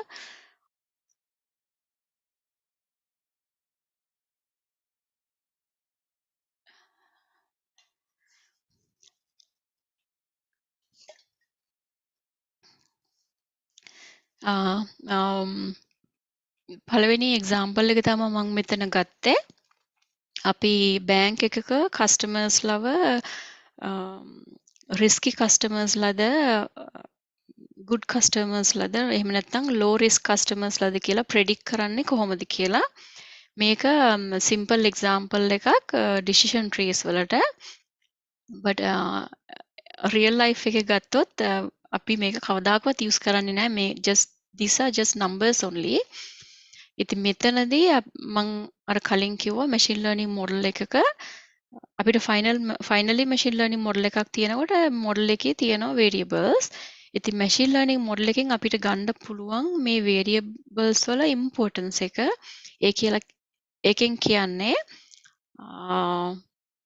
මොන variable එකකින්ද වැඩිපුරම information දෙන්නේ අපිට. ඒ කියන්නේ මොකක් හරි අපි predict කරන්න යනවා නම් කොයි variable එකද ඒක mostly contribute කරන්න කියලා. ඉතින් මේකට අනුව මම මෙතන ඉස්සෙල්ලාම දාලා තියෙන්නේ total number of inquiries and making predict කරන්න යන්නේ customer කෙනෙක් within the next 24 months charge off වෙනවද නැද්ද කියලා. ඒ කියන්නේ අපිට credit card payment එක කරගන්න බැරි වෙනවද නැද්ද for consecutive 2 months time or something like that. ඒක තමයි predict කරන්නේ model එකෙන්. එතකොට most important variable එක තමයි number of inquiries. ඊළඟට number of inquiries less than or equal to 5 නම් ඒ customers ලව මේ group එකට වැටෙනවා, අනිත් අය මේකට වැටෙනවා. ඊළඟට important variable එක තමයි average available credit limit. දැනට average available credit limit එක greater than or equal to $1,000 නම් ඒ customers ලව මේ bucket එකට වැටෙනවා, අනිත් අය මේකට යනවා. මේ වගේ මේ decision tree එකේ branch එකේ පල්ලෙහාට එනවා පල්ලෙහාට ඇවිල්ලා කස්ටමර්ස්ලා ඔක්කොම අපිට එක එක groups වලට දාන්න පුළුවන්. එතකොට මේ හැම group එකකටම වැටෙන කස්ටමර්ස්ලාට මොඩල් එකෙන් ස්කෝර් එකක් දෙනවා.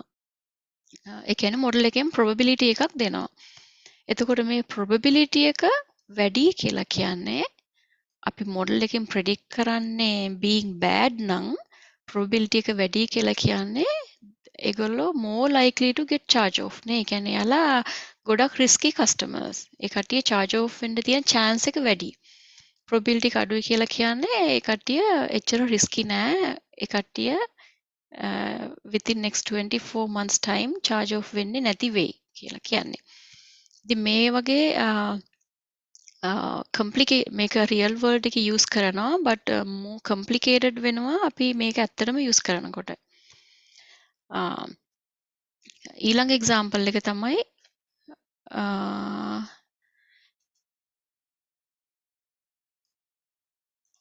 ඊළඟ එක්සාම්පල් එක තමයි auto credit decisioning.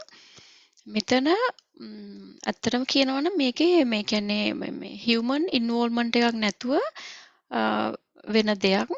basically අපි credit card එකකට apply කරනවා වෙන්න පුළුවන්. එහෙම නැත්නම් අපි mortgage loan එකකට apply කරනවා වෙන්න පුළුවන්. එතකොට online අපි application එකක් fill කරනකොට අපේ information enter කරාට පස්සේ model එකෙන් අපිට ඒ කියන්නේ machine learning model එකෙන් අපිට කියනවා okay අපේ application එක approve කරා with the loan amount of this much කියලා. ඒ කියන්නේ පොඩි loan එකකට අපි approve කරලා තියෙනවා. එහෙම නැත්නම් කියනවා අපි credit card එකකට apply කරා නම් your request has been denied or approved නේ. ඒ කියන්නේ අපිට credit card එකක් දෙන්න පුළුවන්ද බැරිද? loan එකක් දෙන්න පුළුවන්ද බැරිද කියලා මේක ඔක්කොම වෙන්නේ model එකෙන්. මෙතනදී human කෙනෙක් interact කරන්නෙම නැහැ. ඒ ඔක්කොම online තමයි වෙන්නේ. අපි data දෙනවා ඊළඟට අපේ information එකට අනුව model එකෙන් score එකක් ගන්නවා. ඊළඟට මේ score එකට අනුව model එක කියන okay this is a customer that we can give a loan with a small loan amount. ඒ වගේ.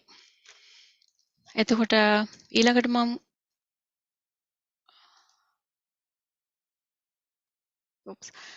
ඊළඟට මම මෙතනදී පෙන්නුවේ like කලින් පෙන්නපු examples දෙකම basic examples විතරයි idea එකක් ගන්න but ඇත්තටම කියනවා නම් අපි use කරන model එකක් මේවා මීට වඩා ගොඩාක් complicated. මේකෙදී ඔයගොල්ලන්ට පේනවා මේකේ variables ගොඩක් තියෙනවා maybe 50 or around 50 variables. ඒ හැම එකකටම branches වල යනවා. ඉතින් මේකට වඩා ගොඩාක් complicated වෙනවා අපි use කරන model එකක් real production එකේ. අරක මන් දුන්නේ නිකන් idea එකක් ගන්න විතරයි. ඊළඟ example එක තමයි මම කතා කරේ voice to text. මෙතනදී අපි ඔක්කොම දන්නවා Siri, Alexa, Google කියන එක. මේ devices ගොඩාක් අය use කරනවා. මේ ස්පෙෂලිම Siri වගේ එකක් ඉන්ට්‍රොඩියුස් වෙන්න මේන් රීසන් එක උනේ ගොඩක් ඔය ස්මාර්ට් ෆෝන්ස් ආවට පස්සේ කට්ටිය we can ගොඩ even normal phones වල ගොඩක් කට්ටිය use කරන්න ගත්ත drive කරනකොට phone එක use කරනවා call කරන්න use කරනවා. ඉතින් මේවත් එක්ක අර Bluetooth connection එකයි ඊළඟට මේ Siri මේ ඔක්කොම introduce කරා. මොකද එතකොට අපිට ෆෝන් එක යූස් කරන්නේ නැතුව අපිට මේකෙන් කාට හරි කෝල් කරන්න පුළුවන්. එක්කෝ අපිට ටෙක්ස්ට් මැසේජ් එකක් යවන්න පුළුවන්. සමහරවිට අපි ඩ්‍රයිව් කරන ගමන් මොන හරි දෙයක් මතක් වෙනවා. ඕකේ ඒක රිමයින්ඩර් එකක් දාගන්න ඕන නම් අපිට ෆෝන් එකට ඒ රිමයින්ඩර් එක දාගන්න පුළුවන්. ඉතින් මේවා ඇත්තටම කියනවා නම් ගොඩක් යූස්ෆුල්. මේ ඔක්කොම මේ machine learning techniques වලින් තමයි වෙන්නේ. ඒ වගේම Google device එකත් සෑහෙන්න යූස් වෙනවා. ගොඩක් කලාවට ඕනම දෙයක් දැනගන්න අපිට දැන් අද එළියට යන්න කලින් weather එක දැනගන්න ඕනේ නම් අපිට පුළුවන් weather එක මොකක්ද කියලා අහන්න. එහෙම නැත්නම් අපි නිකන් hey Google good morning කියපු ගමන් ඒකේ කියනවා අපිට අද දවස කවද්ද දැන් වෙලාව කීයද weather එක දැන් weather එක මොකක්ද එතකොට අද weather එක කොහොමද වෙන්න යන්නේ සමහර වෙලාවට traffic එකත් කියනවා. එතකොට මේවා ඇත්තටම කියනවා නම් ගොඩක් යූස්ෆුල් අපිට මේ more efficiently work කරන්න. ඒ වගේම මොන හරි දෙයක් ගැන ඉගෙන ගන්න ඕන නම් ඒත් අපිට මේක යූස් කරන්න පුළුවන්. අපිට කම්පියුටර් එකට ගිහලා ටයිප් කරලා සර්ච් කරන්නම ඕනේ නැහැ. මේක ඉන්න වේ මේක ගොඩක් හොඳයි අපිට listening skills improve කරගන්නත් මොනවා හරි Google search කරලා අපි read කරනවා but අපිට ඇත්තටම කියනවා නම් English listening improve කරගන්නත් මේක ගොඩක් හොඳයි. මොකද අපි මොකක් හරි එකක් ගැන ඉගෙන ගන්න ඒකෙන් අපිට අහන්න පුළුවන්. ඉතින්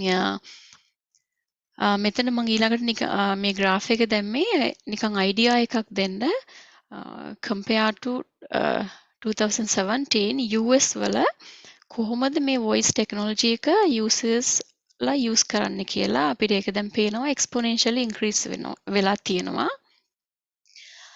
ඊළඟට මම කතා කරේ self driving vehicles ගැන. මේ ඇත්තටම මේක මුලින්ම එනකොට ගොඩක් අපි බය වුණා. මොකද it's scary නේ driver කෙනෙක් නැතුව වාහනයක් මේ යනවා කියන එක. ඉතින් කොහොම හරි මේකට use කරේ deep learning techniques. neural networks තමා ගොඩක්ම මේක use කරලා තියෙන්නේ. different types of neural networks use කරලා තියෙනවා. neural networks කියන එක very complicated topic එකක්. ඒකේ ඇත්තටම hidden black box එකක් ඇතුලේ තමයි ඔක්කොම වෙන්නේ කියලා කියනවා. ඒකේ ගොඩාක් layers තියෙනවා මේ model එක train කරන්න. එක step එකකදී අපි model එක train කරලා යනවා. ඊළඟට error එක බලනවා. ඊළඟට ආපහු අපි එනවා improve කරන්න. ඉතින් ওই වගේ ගොඩාක් train වෙලා තමයි මේ deep learning වල මේ neural network එකකින් output එකක් දෙන්නේ. ඒක හින්දා සමහර වෙලාවට to train a neural network it might even take a couple of days because it's learning a lot from data. කොහොමද මේ ඉතින් මේක මේ improve කරන්න researchers ලා අන්තිමට හිතුවා පොඩි ප්‍රශ්න තිබ්බ හින්දා ඊළඟට හිතුවා ඒගොල්ලන්ට more accurate data input කරොතින් model එකකින් දෙන්නේ more accurate results නේ. ඒකට ඒ කට්ටිය use කරපු එක තමයි මෙන්න මේ excuse me මෙන්න මේ online දැන් අපි මොකක් හරි application එකක් fill කරන්න ගියාම හරි මොකක් හරි website එකක් open කරාම හරි මම දැකලා තියෙනවා මෙන්න මේක okay select all the traffic lights කියලා කියනවා. එහෙම නැත්නම් railroad crossings කියනවා, select humans කියනවා, motorbikes කියනවා. ඉතින් මේකෙන් ඒගොල්ලෝ කරන්නේ මේ accurately objects define කරගන්නවා. ඒ කියන්නේ ඇත්තටම කියනවා නම් accurate data collect කරගන්නවා. එතකොට and also මේ විදිහට අපිට ගොඩක් data එකතු කරගන්නත් පුළුවන්. neural networks වල ගොඩක් data use කරන තරමට සහ model එක ගොඩක් train කරන තරමට more accurate වෙනවා. ඉතින් මෙතනදී කරන්නේ ඇත්තටම ගොඩක් data එකතු කරගන්නවා වගේම accurate data එකතු කරගන්නවා. ඉතින් ඒකෙන් ඇත්තටම දැන් මේ self driving vehicles ගොඩක් improve වෙලා තියෙනවා. අර මුලින් තිබුණ ප්‍රශ්න දැන් නැහැ. ඊළඟ එක්සැම්පල් එක තමයි මම කතා කරේ sales and marketing වල. මෙතනදී අපි ඔක්කොමලම දන්නවා දැන් ගොඩක් අය ලංකාවෙත් online grocery කරනවා. Amazon එක මං හිතන්නේ හැමෝම වගේ use කරනවා. ඉතින් මේ අපි මොනවා හරි ගන්න ගියාම මේකේ අපිට recommend කරලා දෙනවනේ. අපි මේ සැරේ පොතක් ගත්තොත් ඊළඟ සැරේ Amazon එක open කරනකොට ඒකේ series of books දාලා තියෙනවා. හැබැයි ඒවා kind of similar. දැන් මම kids ලගේ reading book search කරොත් එහෙම ඊළඟට ඒකේ kids ලගේ set of books ටිකක් මට recommend කරලා තියෙනවා. එක අතකට ඒක හොඳයි. එක අතකට ඒක හොඳ නෑ. අපි දකින් ඔක්කොම ගන්න යනවා නම්. ඒ වගේම තමයි online grocery කරනකොටත් අපිට cart එකට items add කරනකොට ඒකේ කියනවා you may also like this. if එහෙම නැත්තම් කියනවා people have bought these items something like that. ඉතින් ඒවා ගොඩක් useful වෙනවා. ඊළඟ එක තමයි මම කතා කරේ YouTube එකේ music කොහොමද play වෙන්නේ කියලා.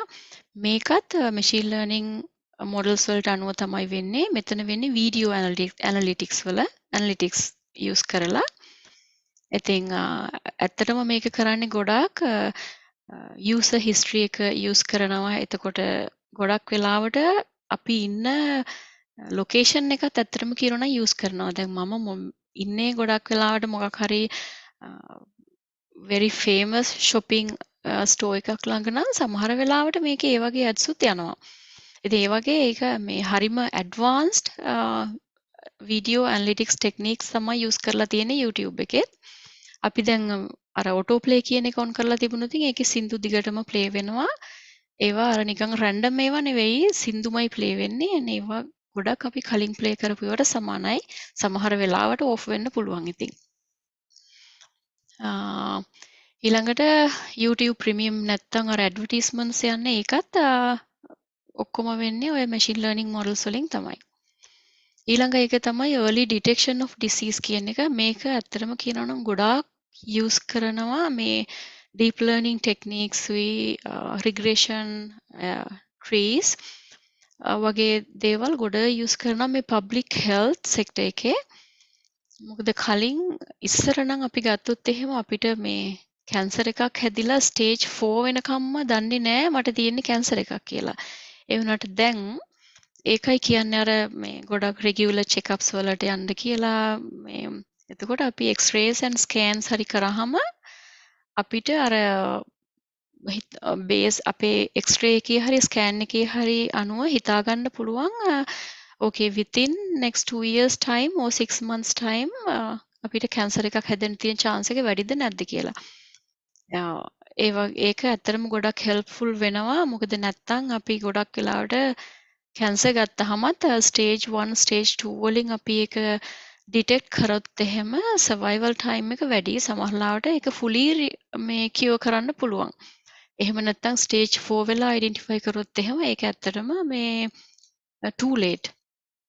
ඉතින් මේවත් එක්ක මේ ගොඩාක් public health sector එකේ use කරනවා මේ machine learning technique එක. ඊළඟ example එක තමයි මම කතා කරේ මේ 3D printed housing කියන එක. මේක ඇත්තටම ආවේ 3D printers වලට පස්සේ මෙතනදී machine learning එහෙම නැත්නම් artificial intelligence use කරන්න ගත්තා. මොකද මේක ගොඩාක් තැන්වල දැන් එනවා ගොඩක් areas වල use කරන්න පටන් ගත්තා. ඉතින් ඒකින්ද ඒක accuracy එක improve කරන්න basically like wastage එක අඩු කරන්න එතකොට fastly model එක build කරන්න මේවට මේ machine learning techniques දැන් use කරන්න පටන් අරගෙන තියෙනවා. ඊළඟ එක තමයි මම කතා කරේ sentiment analysis කියන එක. මෙතනදී අපි ගොඩාක් කියන්නේ මේක ඇත්තටම ගොඩාක් important area එකක් මම දැකලා තියෙනවා. ඒ කියන්නේ US වල නම් මේක ගොඩ use කරනවා. මොකද customer satisfaction කියන එක number 1 of a success of a company. ඒ කියන්නේ අපිට ඇත්තටම කම්පැනි එකක් successfully ඉස්සරහට යන්න නම් ඕනේ අපිට more customers ලානේ.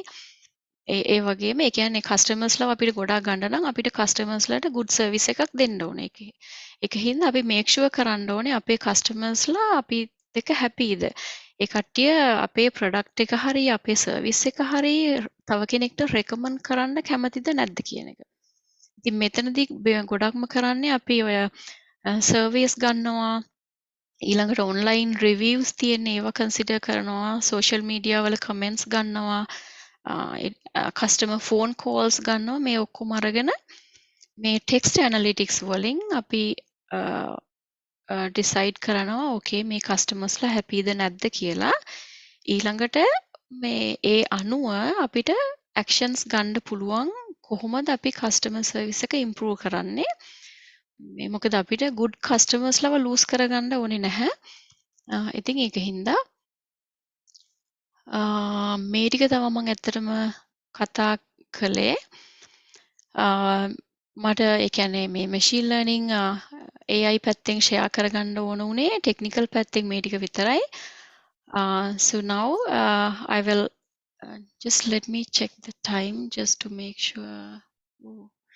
Hey Nalin, are you there?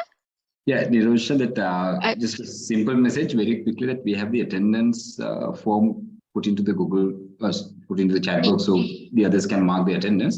Meantime, you can quickly go through this career development as well. We can simply skip the Q&A session, that's okay.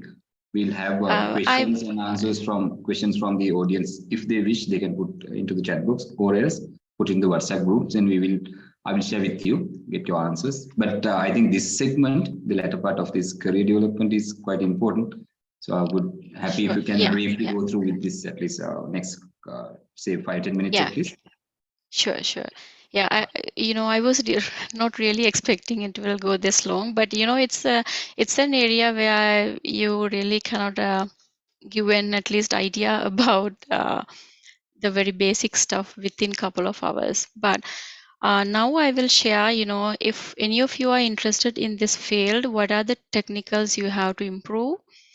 I know most of you are familiar with these terms. Of course, very first we need to have an idea about theoretical aspects, like how these machine learning algorithms are built and how does it work, what is the theory behind. If you know that, only you can move forward and maybe improve things as well, or come up with some new models. So that's the very first thing. Apart from that, so these are the technical skills you want to improve. For programming languages, Python is right now, it's, I would say, like number one programming language most of the companies are using, and our programming also using quite a bit, but Python is becoming more and more popular. And SAS is also a good software uh, for you to get an idea. And the SQL language, it's better if you have an idea like how to use, like SQL, any kind of SQL language, because in big data analysis we always have to pull data from the clouds. So for that we anyway have to use SQL queries. And also, just for you to get an idea, it's better if you have an idea about what are the cloud storage services. This is again a totally separate section which includes so many things. Oops. And also for you to, it's better for you to have an idea about data visualization tools. For an example, Power BI, Tableau, all those things. That's very helpful if you want to get get more insights quickly from a data set.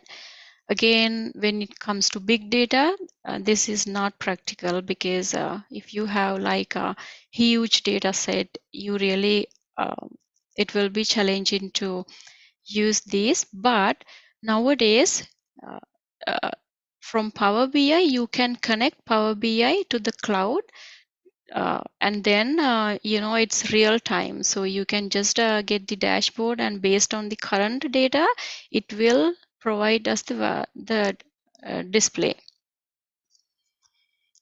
And if you want to learn any like theoretical stuff, these are like here I only include a very few, and this textbook is really good if you want to learn the theory behind those techniques. There might be some other many other resources. And also in YouTube, there are very good lecture series. And I would recommend the one machine learning course by Andrew Ng from Stanford University, and also lectures from Professor Patrick Winston from MIT. So these are really good, and they explain the theoretical stuff in a way that anyone can understand. And also, if you are interested and if you want to download data sets and build your own machine learning models, it's really good for you to learn. So this is a very good website, the Kaggle website. They also have competitions if you want to win a prize. And here I include some of the learning resources if you want to get certificates and diplomas. So the Udemy, Data Camp, and LinkedIn Learning. So all these things have really good lecture series in this area. And that's all I wanted to share, about the technical side. But now I will share a little bit of my story. I'm not going to spend much time because of the time. So here, in the first picture, so these are my parents, and my parents were farmers, and I came from a village, and I did my O-level exam in the school in village, and which was a very challenging time. I know as many of us in Sri Lanka have this issue. We don't have teachers. Even in the 11th grade, some schools, they don't have teachers for every subject. So during my A-level exam, my brother was very helpful for me, and he was pushing me a lot and encouraging me. So, and then most importantly, I want to share this.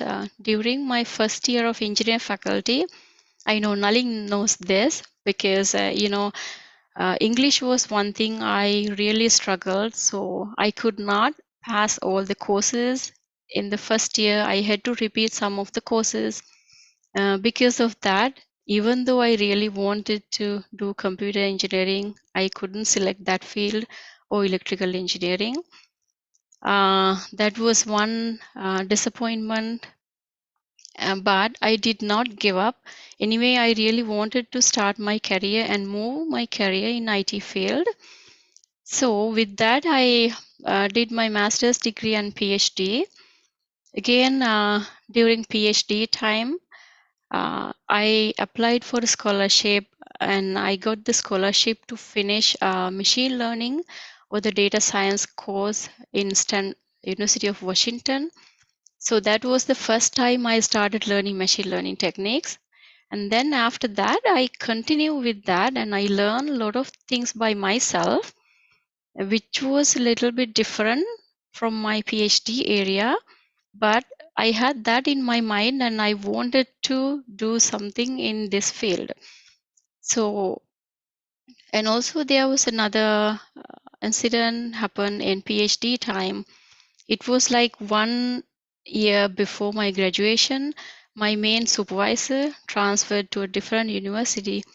So the only option for me to continue my dissertation was to transfer myself to that university, if not find a professor in the same field, but which none of those work for me.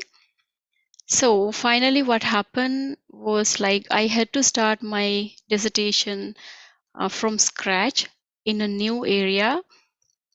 Pretty much I learned a small area estimation, which I had never learned before. So my new professor gave me a book about 300 pages for me to go through and learn the new theoretical stuff. So, but it was not, I was not ready actually, but it was a good opportunity for me to learn something new.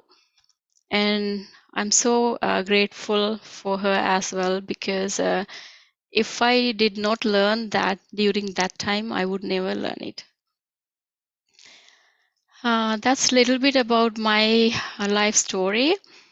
And now, these are the things, I learn by myself, and I spend time to figure out these things and learn and try myself.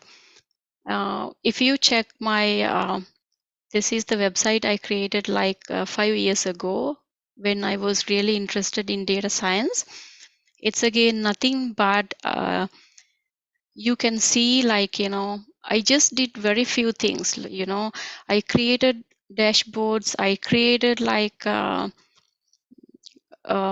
new machine learning models, and then I learned Git and GitLab, and then I learned how to create like R packages. All those things I did by myself, and that's because I wanted to get an idea about this field, and I was really interested. So all I want to say is, if you are really interested, just do not give up. Like, maybe you haven't learned anything before, but you can do it. Just make a schedule. Just think, do you know where you want to be in next 5 years time? Do you have a goal where you are right now? And also, the very first thing I want to say is, just think about how much time you waste every day. So take at least 15 to 30 minutes to learn something new. the first thing is like, make a schedule and then try to at least finish couple of tasks on your schedule, and you will get there eventually. And the path will not be smooth, but that's how the life is. So if we want to achieve something, just dreaming itself is not enough. We need to work for it. So just create your goals and work really, really hard. Whatever you want to be, you can get it done if you take the right actions and start it right now. That's the very first thing you should do, and you can get there. And the other thing I want to say is, uh, we all struggle with English, and that's uh, a big disadvantage for us. But it's not like us now. You have lots of resources to improve yourself and learn English. Even to get prepared for an interview, you can find lots of resources online. So just spend some time and do something new, and just don't waste your time on social media or to talk about others' mistakes, all the political stuff. Forget about everything and do something for yourself, which will be very helpful for the country as well. And then when we talk about getting a job, we are really worrying about getting a job is the difficult thing, but it's not the case. When we are looking for employees, it's very hard for companies to find the right candidate. So, which means we still have lots of opportunities to find jobs, good jobs in almost every field. So, spend some time, explore what are the new industries and what are the skills you have. If you want to end up your career in a certain field, are you ready for it, or do you have to learn something new? And then just get prepared for that. When you have some free time, especially for IT, electrical engineering in this area, you can learn any programming language, maybe create your own website. You feel like I don't have anything to put in my website, right? So then download the data set if you are interested in this area, build a machine learning model, and maybe write a dialogue, just a blog. You can write a blog, and then eventually when you graduate and when you start looking for a job, you already have something to put it in your resume, right? It's not all about our education level. It's about your effort to learn something new and do something creative. And also it's very important to have an account in LinkedIn and keep in touch with professionals and talk to them very often, and get to know about the industry, and that will be very helpful as well. So that's pretty much I wanted to share. Nalin, I know it's but if you have any questions, I can stay a little bit longer and take questions. Yeah, thanks, Nisha. Thanks for everything. First of all, thanks a lot for your humble and honest explanations and your life story, and that could definitely be encouraging for all, not only just undergraduates. To me personally, I loved your content, and thanks a lot. And I was so surprised by seeing your teaching ability in particular, because it was so simple. And for me, this was just like rocket science for me, but I understood a lot. Like 80-90% I could manage to grab. So thank you very much for your simple way of teaching and explanations and your hard work behind. I'm sure that there were a lot of preparations. I know that my first message would have been about 3 months ago, and you had planned a lot, and you have showed and proved that you are a good planner. So thank you very much, Dr. Nirosha. And yeah, the questions, we'll take it a little later. And Nirosha, we have gathered these participants into a WhatsApp group, kind of a big data. We have about 100 to thousands of participants we have gathered into 2 different WhatsApp groups, so that we can share those questions. And I would like, there was certain request for the presentation as well. If you just allow us to share, please get this presentation so we can share among the participants, this PowerPoint presentation. And sure, yeah, sure, I'll share it. And especially the encouragement you have put at the latter part, I think that's what we require seriously, and as Sri Lankans, and I believe that this is what we have to do, and we cannot simply wait for somebody to take you to your destination, but yes, it is ourselves. And Nirosha, we have the power failure, unfortunately, here in Sri Lanka. That's why I have not switched on my video. So let's conclude the session. And ladies and gentlemen, if you haven't marked your attendance, please quickly mark your attendance. It's in the chat box. And again, I would like to take this opportunity to thank Dr. Nirosha. Proudly, I can say one of my best mates. And as I mentioned earlier, she's very serious about us, the country, the younger generation, and as she well mentioned about especially the people who are underprivileged, who comes from the rural area. But it's not all about demanding something, but it's all about yourself. And in Sri Lanka, there are a lot of opportunities, and especially with this pandemic situation, people have moved to online and the virtual platform. So I believe that every house right now, at least, they have at least one digital device, so they can manage their studies. I personally see it as one of a silver line in these dark clouds. With that remark, Nirosha, if you have any words, just you can take 2 minutes to give us a conclusive message. Yeah, sure. First, I would like to thank Nalin for giving this opportunity. Actually, it's really great, especially for young generation. It's not like us now. I graduated like 15, 16 years ago, but things have been changed a lot. So you have more resources available.